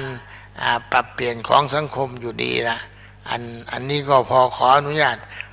ถือว่าเป็นกุศลกรรมอย่างหนึ่งของพวกเราที่อยู่ในร่มเงาของวัฒนธรรมไทยมาอย่างนี้ขออนุญาตท่านประธานไว้เท่านี้ก่อนนะครับขอบคุณครับขอบคุณอาจารย์ดร.บุญนินเกตครับ การไปร่วมงานศพนั้นจะได้อานิสงส์มากหรือน้อยนั้น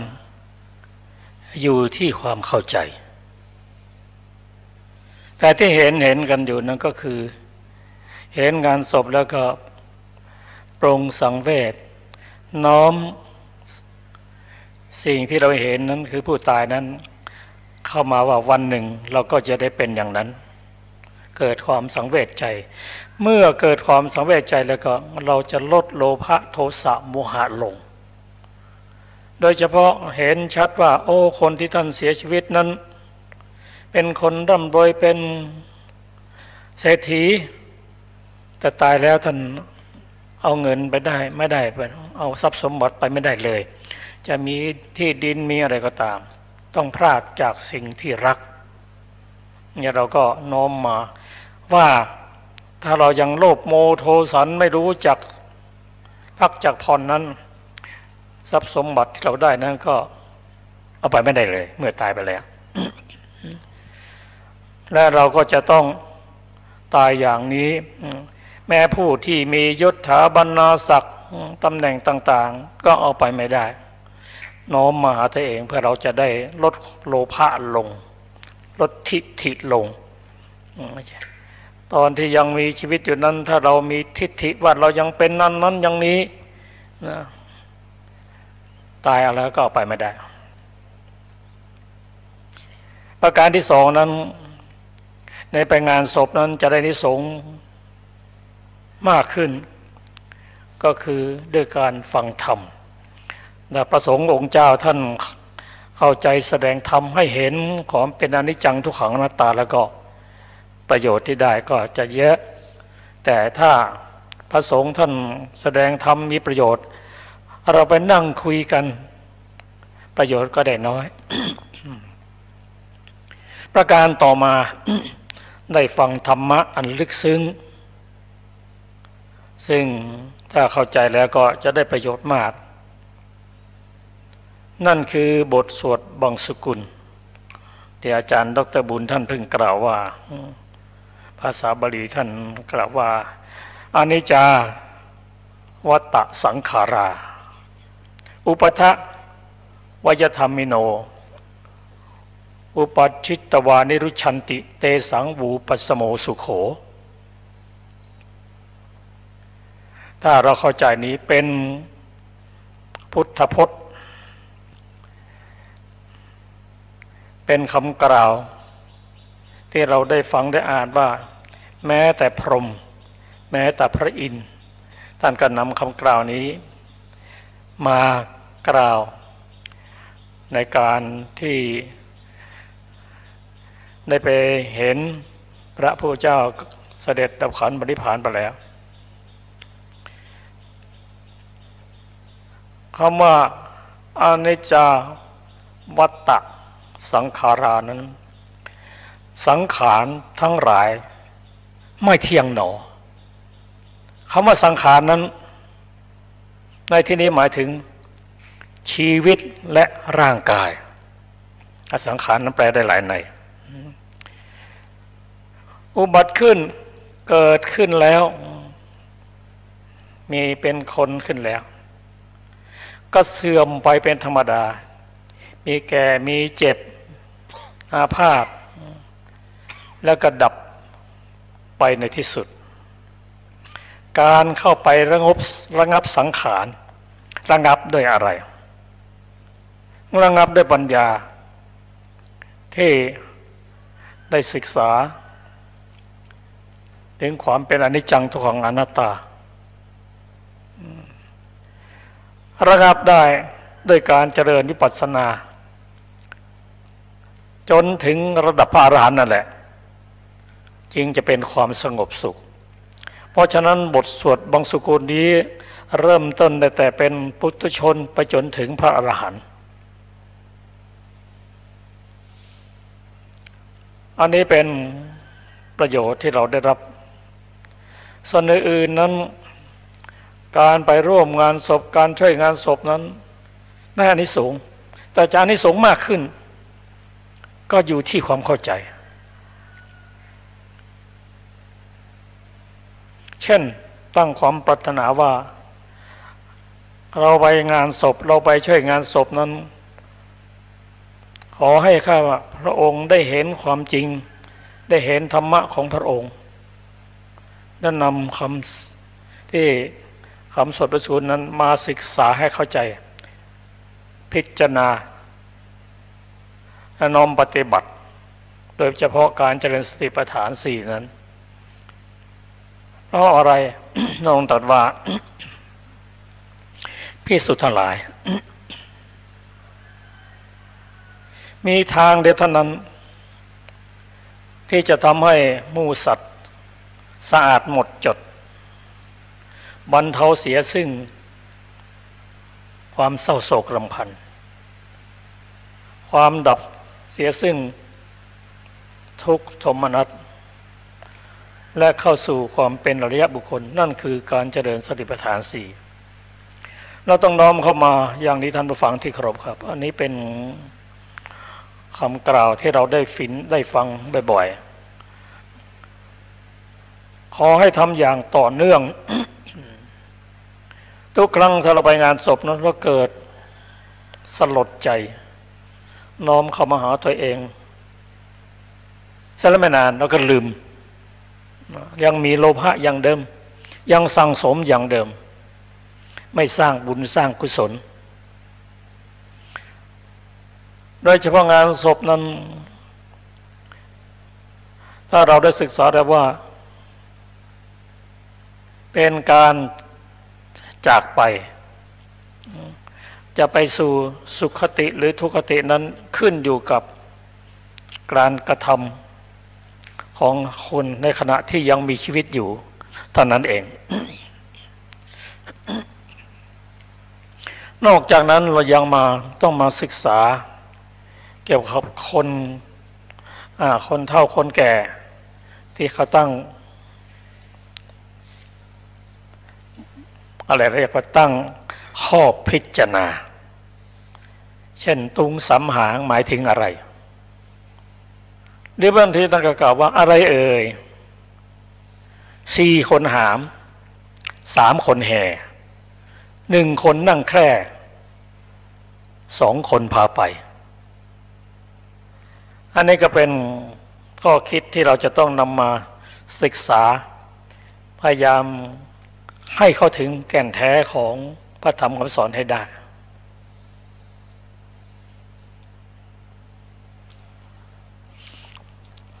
แล้วก็มีปัญหา อยู่หลายข้อ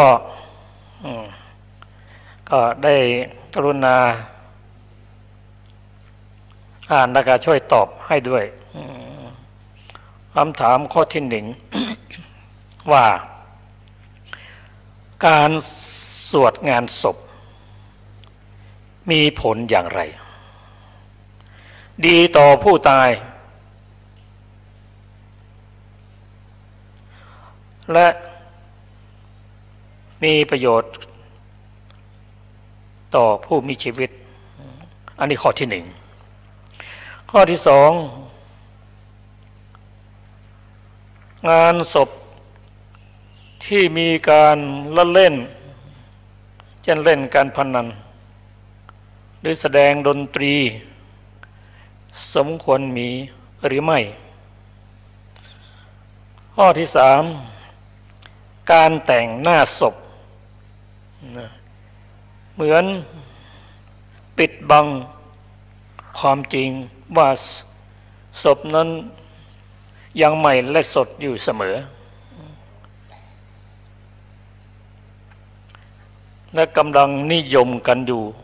โดยเฉพาะในถิ่นที่เจริญ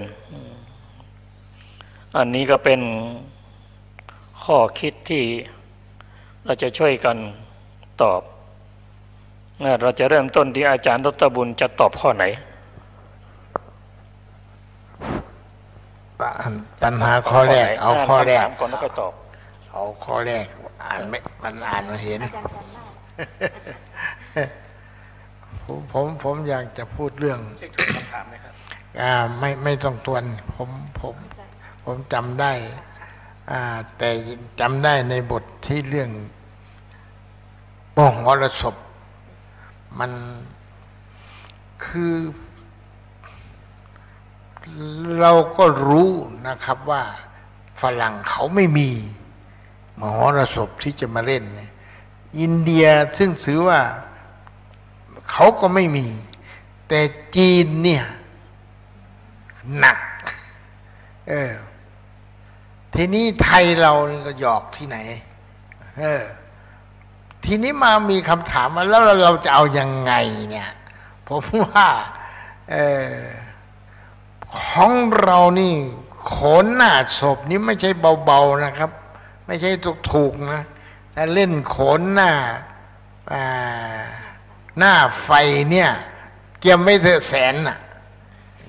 ยิ่งโขนจากกรมศิลป์เนี่ยยิ่งหนักอีกนะแล้วก็โขนชาวบ้านก็ไม่ได้อีก แต่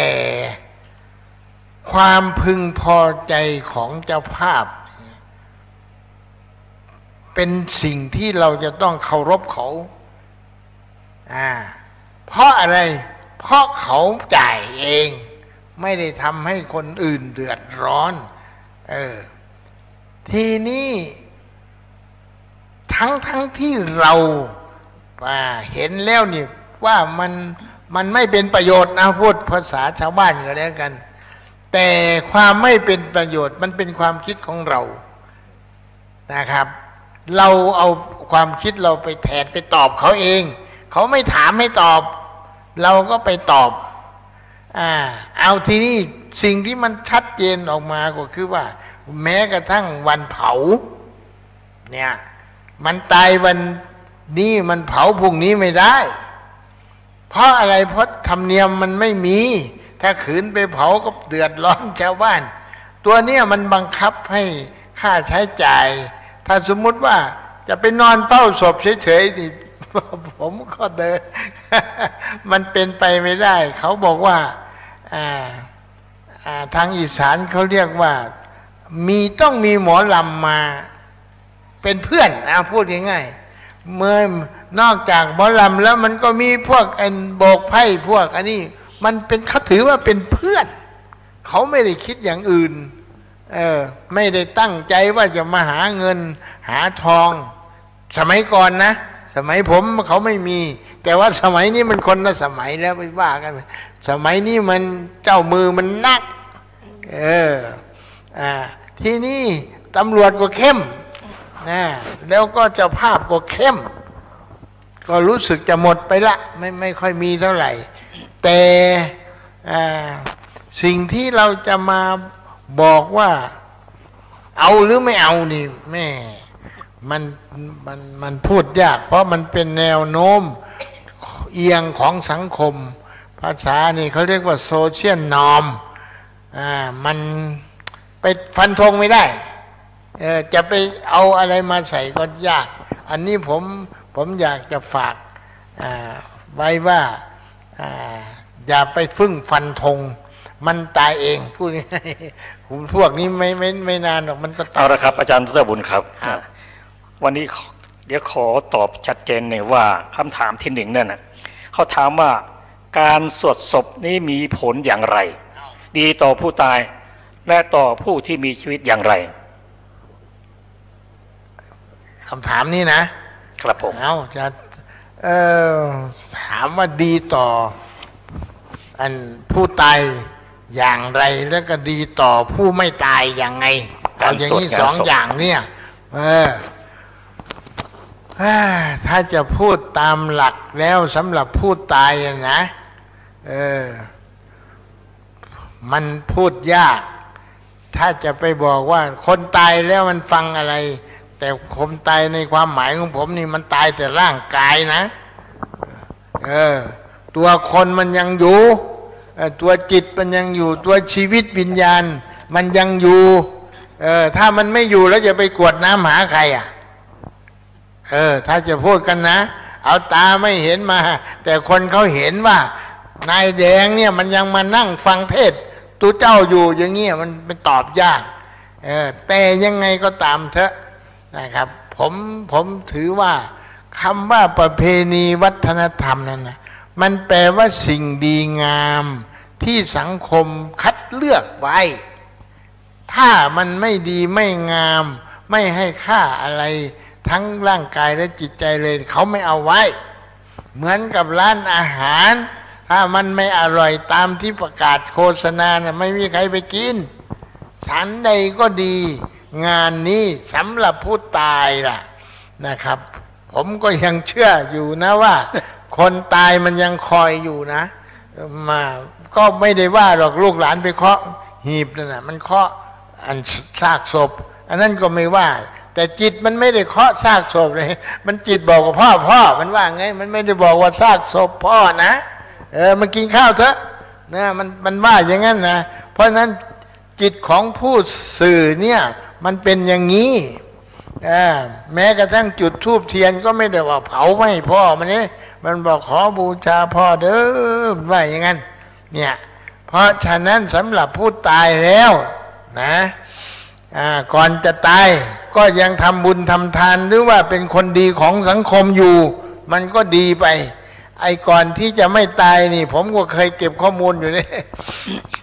อยากจะดูว่าคนตายเนี่ยมันเป็นยังไงนี่มาดูงานศพถ้าก่อนจะตายนี่เป็นคนช่วยเหลืองานชาวบ้านขึ้นโต๊ะขึ้นเหนือล่องใต้ได้ตายนี่คนมันก็อยากมาช่วยมันเป็นเรื่องธรรมดาเพราะฉะนั้นจะทำบุญหรือไม่ทำบุญชาวบ้านเขาก็มาช่วยแล้วก็ถ้าหากว่าเป็นคนที่ไม่เอาไหนเลยต่อสังคมนี่โอ้ยข้าวให้กินก็ไม่พอ ครับอาจารย์ดร.บุญครับเรายังมีปัญหาอีก 3-4 ข้อนะครับอันนี้เป็นความเห็นของอาจารย์ดร.บุญคำถามที่ว่างานสวดศพนั้นมีประโยชน์อย่างไรดีต่อผู้ตายหรือผู้ยังมีชีวิตอยู่อย่างไรก็มาฟังความเห็นของอาจารย์ประเสริฐอีกครั้งหนึ่งเชิญครับ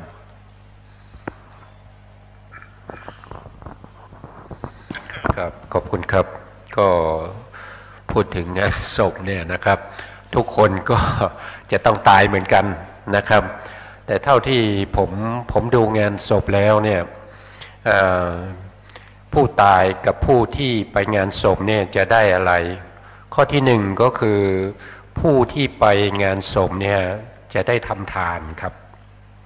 ทานก็คืออะไรก็คือการที่เราเอาเงินใส่ซองเพื่อจะไปร่วมทำบุญกับเจ้าภาพนะครับข้อที่หนึ่งข้อที่สองก็คือเวลาเราไปจุดธูปขอขมาศพเนี่ย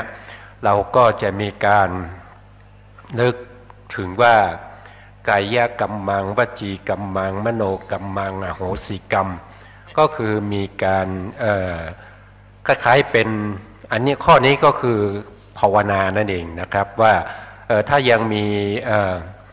ความที่เราเคยร่วมในการทำอะไรก็ตามนะที่ได้ล่วงเกินกันเนี่ยนะครับก็ขออโหสิกรรมด้วยนะครับข้อที่สองข้อที่สามก็คือเราก็จะได้ฟังพระเทศนะครับแสดงธรรมนะครับเราเป็นผู้ฟังนะครับเราก็ได้อานิสงส์ในการฟังธรรมนะครับส่วนผู้แสดงก็ได้อานิสงส์ในการแสดงธรรมนะครับแล้วยังมีการได้พบเจอกับเพื่อนฝูงนะครับอันนี้ก็เป็นเรื่องทางโลกนะครับเสร็จแล้วสุดท้ายเนี่ยที่ลืมไม่ได้นั่นก็คือการที่เราจะต้องอุทิศส่วนบุญส่วนกุศลทั้งหมดเนี่ยนะครับไปให้แก่ผู้วัยชนนะครับผู้ตายไปนะครับให้เขาเนี่ยได้อนุโมทนาด้วยนะครับเขาจะได้หรือไม่ได้อยู่ตรงนี้แหละครับอยู่ตรงที่ว่าเขาจะอนุโมทนากับเราหรือเปล่านะครับเพราะว่าคนที่ตายเนี่ยเราก็ไม่รู้ว่าเขาตายแล้วเขาไปเกิดตามอภิธรรมเนี่ยก็คือเมื่อจุติจิตเกิดขึ้นนะครับเคลื่อนจากภพนี้ก็ไปเป็นปฏิสนธิในภพใหม่เลยก็ไปเกิดในภพใหม่นะครับการที่ไปเกิดในภพใหม่เนี่ยก็มีด้วยการสัตว์ที่ไปเกิดเนี่ยก็มีหลายอย่างนะครับเช่นถ้าไปเกิดเป็นเดรัจฉานอย่างนี้นะครับก็ที่ไหนก็ไม่รู้นะครับถ้าไปเกิดเป็นเปรตนะครับเกิดเป็นเปรตอาจจะอยู่แถวๆนั้นนะครับรอการอุทิศส่วนบุญส่วนกุศลนะครับถ้าเขาอนุโมทนานะครับก็ได้นะครับแล้วก็ถ้าไปเกิดเป็นเทวดานะครับเกิดเป็นเทวดาถ้าไปหลงละเลงอยู่ในเรื่องของความสุขของเทวดานะครับก็ไม่ได้อานิสงส์นะครับแต่ถ้าเขาลึกๆว่าเมื่อกี้นี่กำลังนอนอยู่เหมือนตื่นขึ้นมาแล้วก็เป็นอีกคนหนึ่งนะครับอยู่บนก็ลึกได้เมื่อกี้เป็นอะไรก็ลงมาดูนะครับเพราะว่าการเกิดด้วยโอปปาติกะเนี่ยนะครับมันรวดเร็วนะครับตายปุ๊บเกิดทันทีรูปร่างทั้งหมดจะควรจะเท่าไหร่มันก็จะเป็นอย่างนั้นนะครับเกิดเป็นเทวดาก็จะเป็นหนุ่มสาวอายุประมาณ16ขึ้นไปไม่เกิน25นะครับก็จะได้ทันทีเลยนะครับถ้าระลึกถึงว่าเรามาจากไหนเนี่ย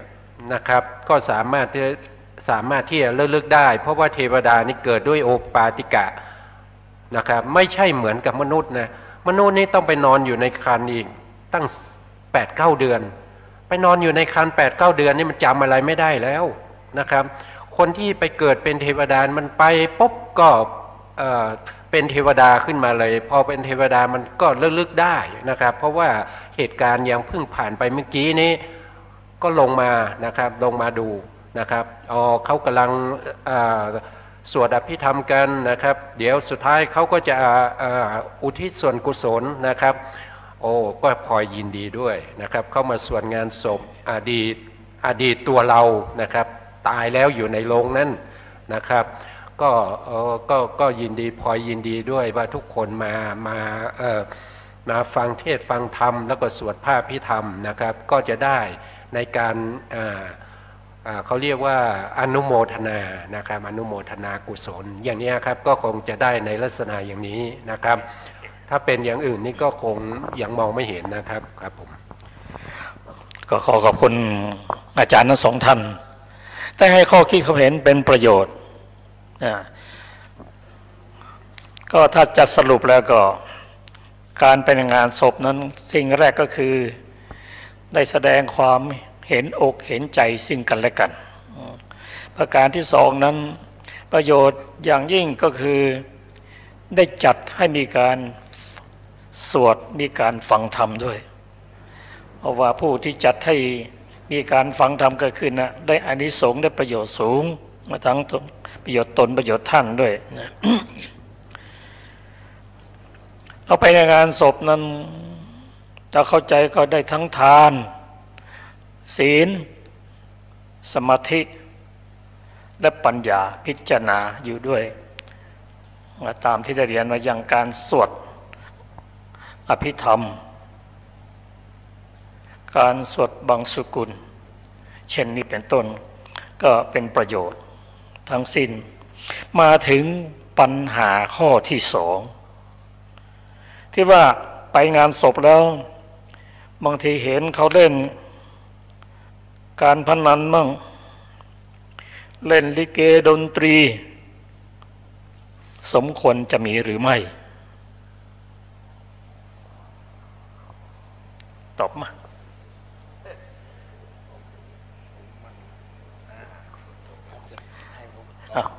กรุณาฟังคำถามอีกทีนะครับ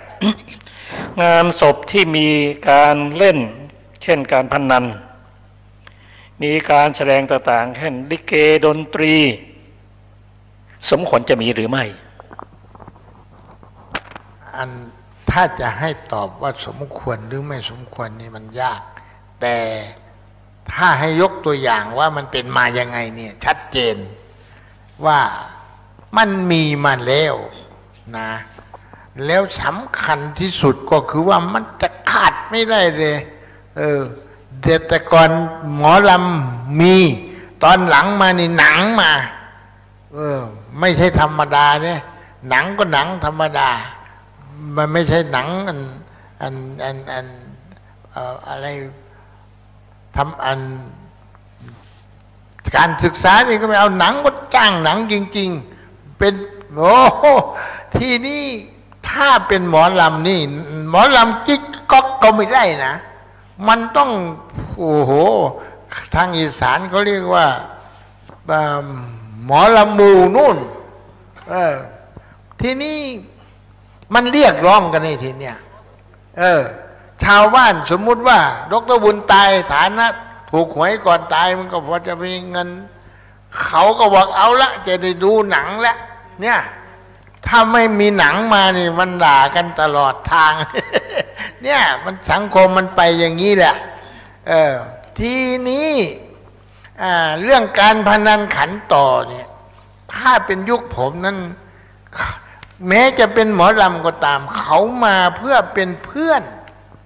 ผู้ตายแล้วก็ทั้งเด็กทั้งผู้ใหญ่เขาไปกันหมด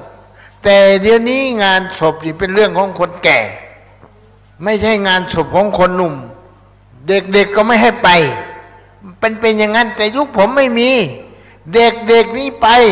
กินข้าวกินปลากัน7 วันนั่นน่ะนะไม่แปลก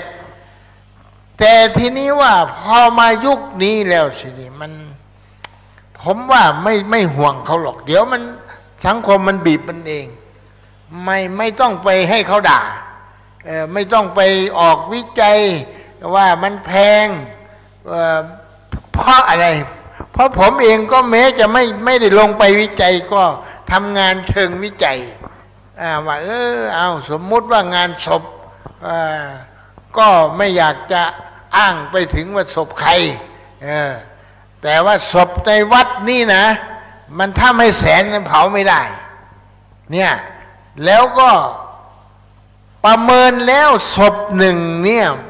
บ้านเราเมืองเราเนี่ยผมว่าถ้าไม่ถึงแสนมันเผายากเลยนะไม่รู้มันเป็นอะไรมันพัฒนาอะไรขึ้นมาแล้วก็ไปแตะไม่ได้อีกเพราะเขาถือว่าเงินเขาอันนี้ชัดเจนก็ ที่เห็นชัดมานั่นก็คือว่าใครก็ตามถ้าก่อนตายนี่เป็นคนที่สนใจสังคมช่วยเหลือสังคม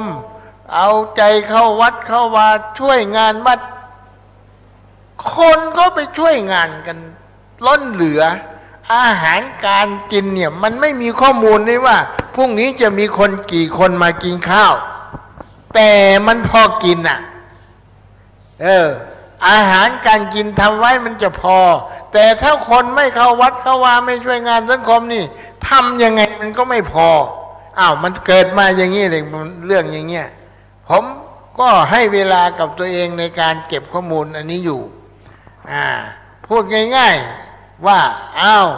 มีรายหนึ่งศพหนึ่งไม่อ้างถึงอยู่ที่ไหนแต่ว่าหลักมันมีอยู่ว่าตายแล้วเนี่ยหาที่เผาไม่ได้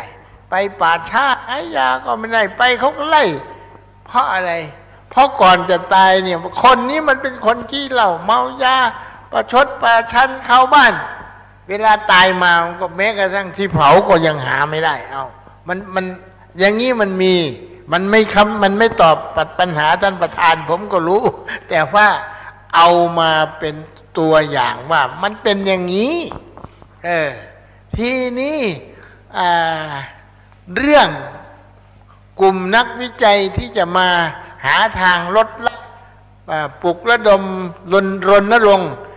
เรื่องการใช้จ่ายเรื่องศพนี้ก็เหมือนกันเอาละคนนี่มันแปลกนะแม้จะยากจนค้นแค้นอะไรก็ตามมันถือว่าครั้งสุดท้ายไม่มีขายหาอะไรขายในงัวอยู่ในถุนก็ขายที่ดินก็ขายเพื่อเอามาทำบุญให้คนตายมันเป็นอย่างนั้นมันก็เลยยากที่จะเอาสิ่งเหล่านี้มาพูดกันนอกจากพูดแล้วพูดได้นะยกระดับการพูดการสนทนาขึ้นมาระดับสูงกว่าที่เราพูดคุยกันอยู่นี่ให้มาเป็นกลุ่มมวลชนชุมชนอะไรเอาละชุมชนอื่นเขาจะไม่เอาด้วยเขาจะเล่นสีตีเป่าก็ว่าไปเถอะ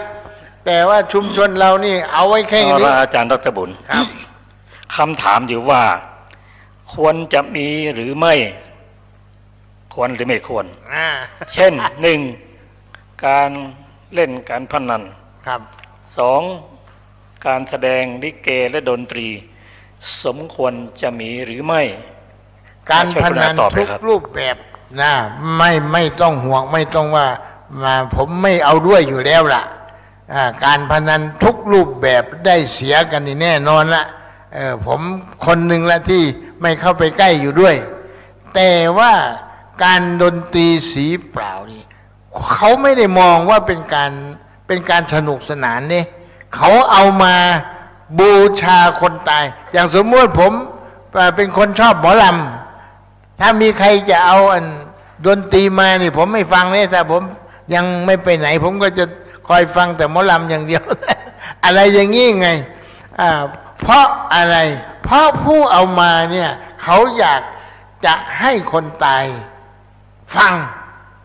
สนุกสนานแล้วทำบุญทำทานอะไรก็ตามเขาก็ต้องคิดว่า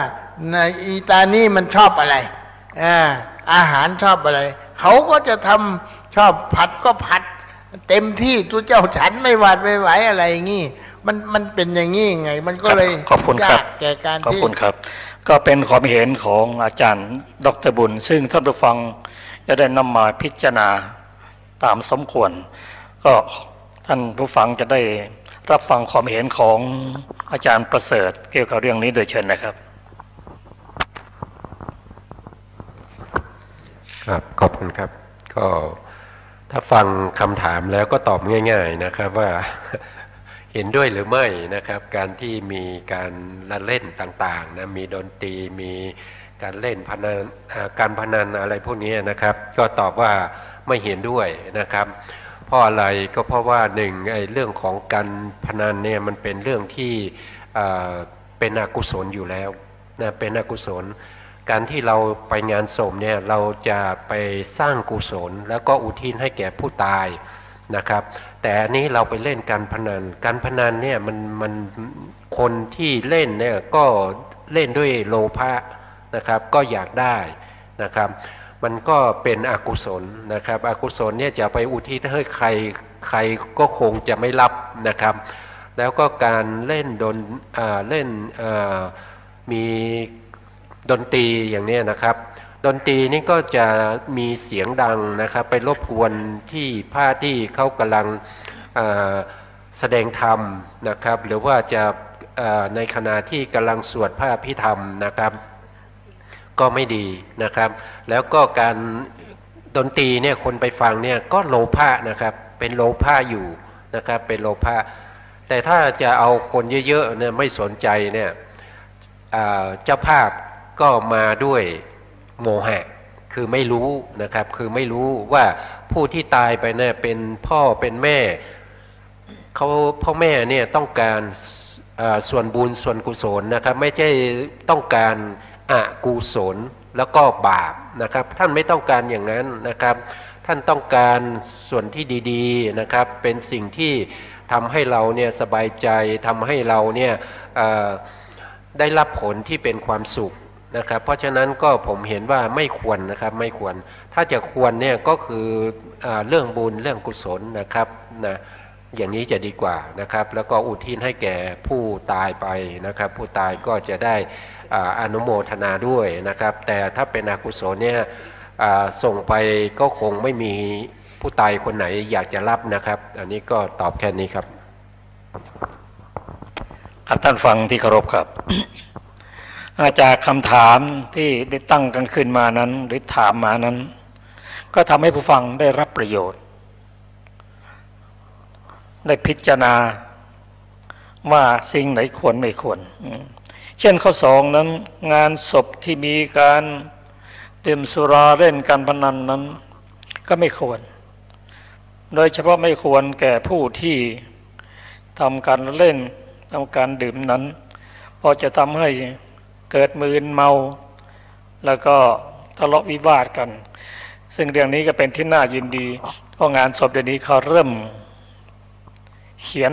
ไว้เลยเตือนสติไว้เลยงานศพนี้ไม่มีการดื่มสุราและไม่เล่นการพนันก็ขออนุโมทนาสาธุที่เจ้าของงานศพได้ตั้งสติไว้เตือนไว้ ประการที่สองนั้นเช่นมีการเล่นลิเกเล่นดนตรีอันนี้ความมุ่งหมายของเจ้าภาพนั้นเพื่อที่จะทำให้คลายความเศร้าโศกลงไปและบางทีผู้ที่สิ้นชีวิตไปนั้นท่านชอบดนตรีหรืออะไรต่างๆเนี่ยเพื่อที่จะว่าผู้ตายคงจะยินดีด้วยเรื่องนี้ขึ้นอยู่เจ้าภาพแต่เจ้าภาพเป็นผู้ที่มีฐานะดีเขาก็ทำตามสมควรไม่ให้รบกวนต่อการให้ทานรักษาศีลและการฟังธรรมส่วนมากท่านจะกระทำหลังจากที่ได้ฟังธรรมการสวดจบลงแล้วก็มีการแสดงส่งท้ายนะก็ขึ้นอยู่กับฐานะถ้าฐานะไม่ดีก็ไม่ควรจะไปแข่งการกระทำเพราะจะเป็นการสิ้นเปลืองมากแล้วแต่ดุลพินิจของเจ้าภาพนะฮะมาถึงปัญหาข้อที่สามว่าพอศพตายแล้วก็แต่งหน้าศพให้เหมือนกับยังมีชีวิตอยู่ให้คล้ายๆกับยังมีชีวิตอยู่นั้นโดยเฉพาะเขากระทำกันมากในหมู่ชาวตะวันตกกันนะแต่งงานศพแล้วก็ศพนั้นก็อยู่ในโลงที่มองเห็นได้ครึ่งตัว ก็แค่หุ้มพลาสติกให้เห็นหน้าศพส่วนข้างล่างนั่นก็ปิดบังไว้นะที่เขาปิดนั้นก็ได้เหตุปิดแล้วก็ให้เห็นนะเพื่อให้ได้เห็นว่าศพนั้นนะถึงแม้จะตายก็ยังมีชีวิตอยู่เหมือนกับมีชีวิตอยู่แล้วก็เข้าหุ้มพลาสติกนั้นป้องกันไม่ให้คนเข้าไปใกล้เกินไปเพราะที่ใช้แต่งนั้นส่วนมากก็จะเป็นพวกฟอร์มาลีนหายใจแล้วก็เป็นอันตรายเขาจะหุ้มด้วยพลาสติกให้เห็นครึ่งตัวก็กระทำกันในประเทศไทยก็มีนะฮะก็การแต่งหน้าศพนั้นก็เป็นสิ่งที่ผู้เห็นได้น้อมนำมาพิจารณาถ้าพิจารณาด้วยความเข้าใจมันก็เป็นบุญกุศลแต่ถ้าเห็นแล้วไม่พิจารณาเลยบุญกุศลก็น้อยอันนี้ก็เป็นเรื่องของการแต่งหน้าศพเรื่องนี้อาจารย์ประเสริฐมีข้อคิดเห็นอย่างไรเชิญนะครับ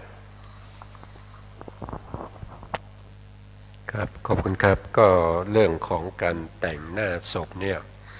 นะครับผมจริงๆแล้วถ้าว่าโดยหลักทางพระพุทธศาสนาเนี่ยไม่เห็นด้วยนะครับคนที่เป็นอยู่ใช่ไหมครับที่เรารักษาศีล8เนี่ยเขายังไม่แต่งหน้าเลยนะครับเขายังไม่ทาหน้าไม่เขียนคิ้วไม่ใส่ลิปนะครับอันนี้คนตายไปแล้วเรายังไปแต่งหน้าเขาอยู่เลยนะครับไม่สมควรเป็นอย่างยิ่งนะครับเพราะว่าคนที่ตายไปนะครับเขาก็ไปแล้วอ่ะแต่เรายังไปแต่งหน้าเขาอยู่นะครับซึ่งไม่ถูกต้องครับเพราะว่าศีล8ยังไม่ได้นะครับเพราะฉะนั้นเรารักษาศีลเนี่ยเพื่อจะให้ได้ไปสุคตินะครับให้ได้ไปสุคตินะครับแล้วคนอยู่เนี่ยนอกจากแต่งตัวเองแล้วยังไปแต่งให้ศพด้วยมันไม่สมควรนะเพราะว่าเรื่องศีลนะครับรักษาศีลให้ดีนะเราจะได้สิ่งที่เราต้องการนะครับป้องกันอะไรป้องกันที่เราจะไปอบายด้วยนะครับศีลเนี่ยมันกันอบายนะครับถ้าไม่รักษาศีลเนี่ยผลก็คือไปอบายนะครับนะเพราะฉะนั้นก็อันนี้ส่วนตัวนะครับแต่ว่าโดยหลักการทางพระพุทธศาสนาก็เป็นอยู่อย่างนี้นะครับแต่ว่าเรื่องของใครจะนั้นเป็นเรื่องส่วนตัวนะครับผมก็ไม่ก้าวไก่นะครับแค่นี้พอครับผมขอขอบคุณอาจารย์ทั้งสองท่านครับ เราจะมีเวลาเหลืออยู่นิดหนึ่งนะครับก็คนเฒ่าคนแก่ที่เขามีคำเตือนหรือว่าเป็นสุภาษิตน่ารู้หรืออย่างเงี้ยนะเช่น4 คนหาม3 คนแห่1 คนนั่งแคร่2 คนพาไป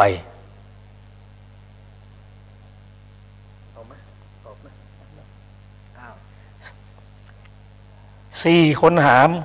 ได้แก่อะไร3 คนแห่ได้แก่อะไร1 คนนั่งแคร่ได้แก่อะไร2 คนพาไปได้แก่อะไรนี่ก็เป็นปริศนา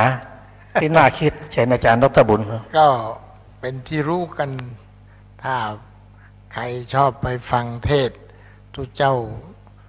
ตอนหน้างานศพอะไรก็ตามนะครับท่านจะยก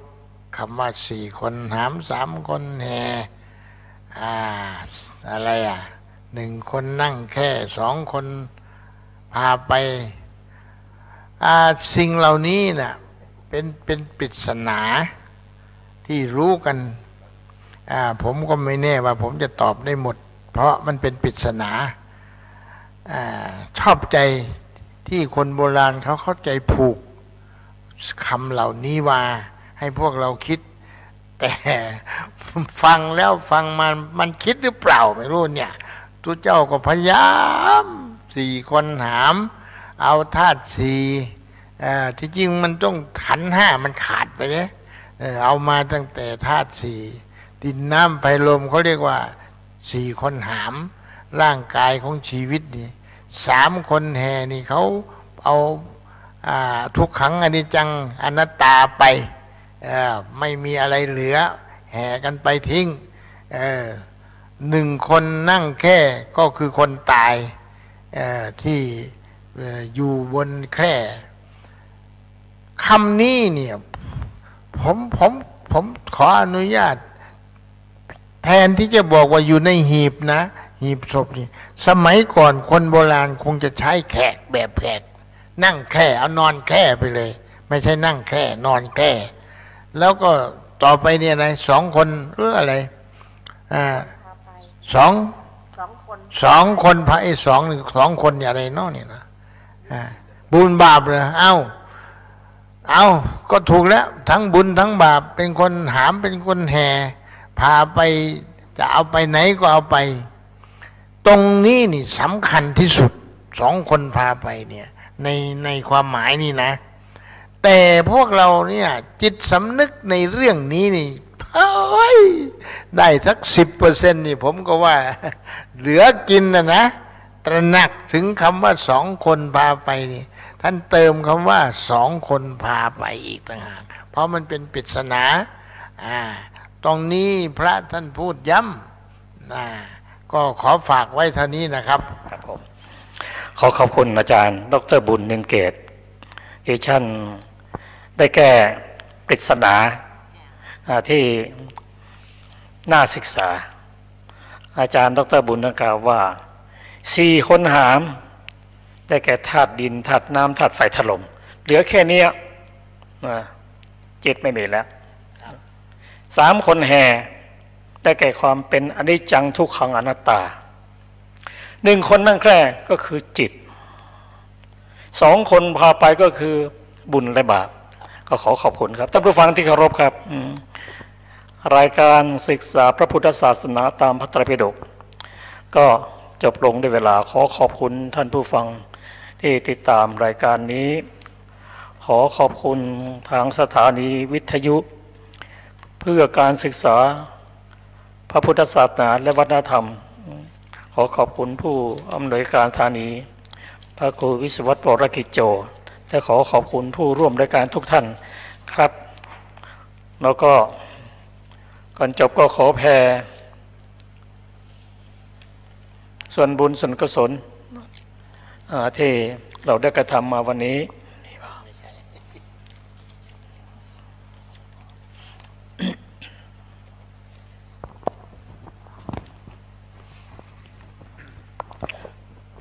สัตว์ทั้งหลายไม่มีที่สุดไม่มีประมาณจงมีส่วนแห่งบุญที่ข้าพเจ้าได้ทำในบัดนี้และแห่งบุญอื่นที่ได้ทำไว้ก่อนแล้วคือจะเป็นสัตว์เหล่าใดซึ่งเป็นที่รักใคร่และมีบุญคุณเช่นมารดาบิดาของข้าพเจ้าเป็นต้นก็ดีที่ข้าพเจ้าเห็นแล้วหรือมิได้เห็นก็ดีสัตว์เหล่าอื่นซึ่งเป็นกลางหรือเป็นคู่เวรกันก็ดีสัตว์ทั้งหลายตั้งอยู่ในโลกอยู่ในภูมิทั้ง3อยู่ในกำเนิดทั้ง4มีขันธ์5ขันธ์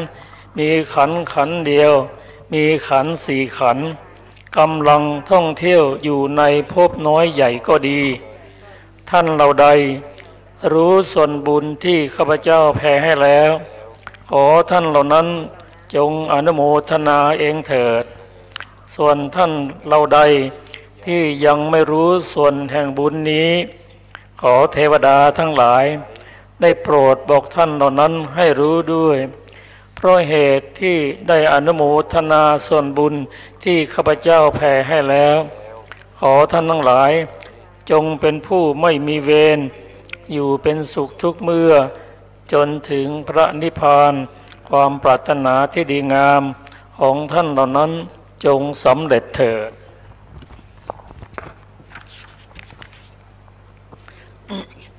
ด้วยอานิสงส์แห่งกุศลที่ได้ทำแล้วทั้งปวงนี้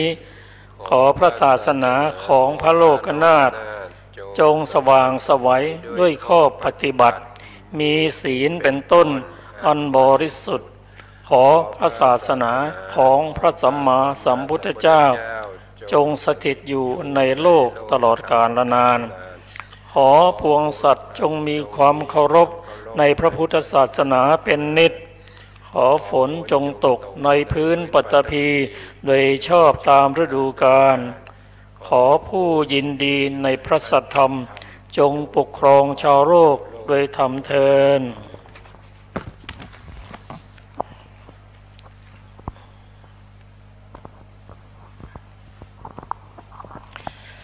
อะระหังสัมมาสัมพุทโธภะคะวาพุทธังภะคะวันตังอภิวาเทมิสวากขาโตภะคะวะตาธัมโมธัมมังนัมสสามิสุปฏิปันโนภะคะวะโตสาวกสังโฆสังฆังนามามิสาธุสาธุอนุโมทนาทุกท่านเด้อขอบคุณหลายๆ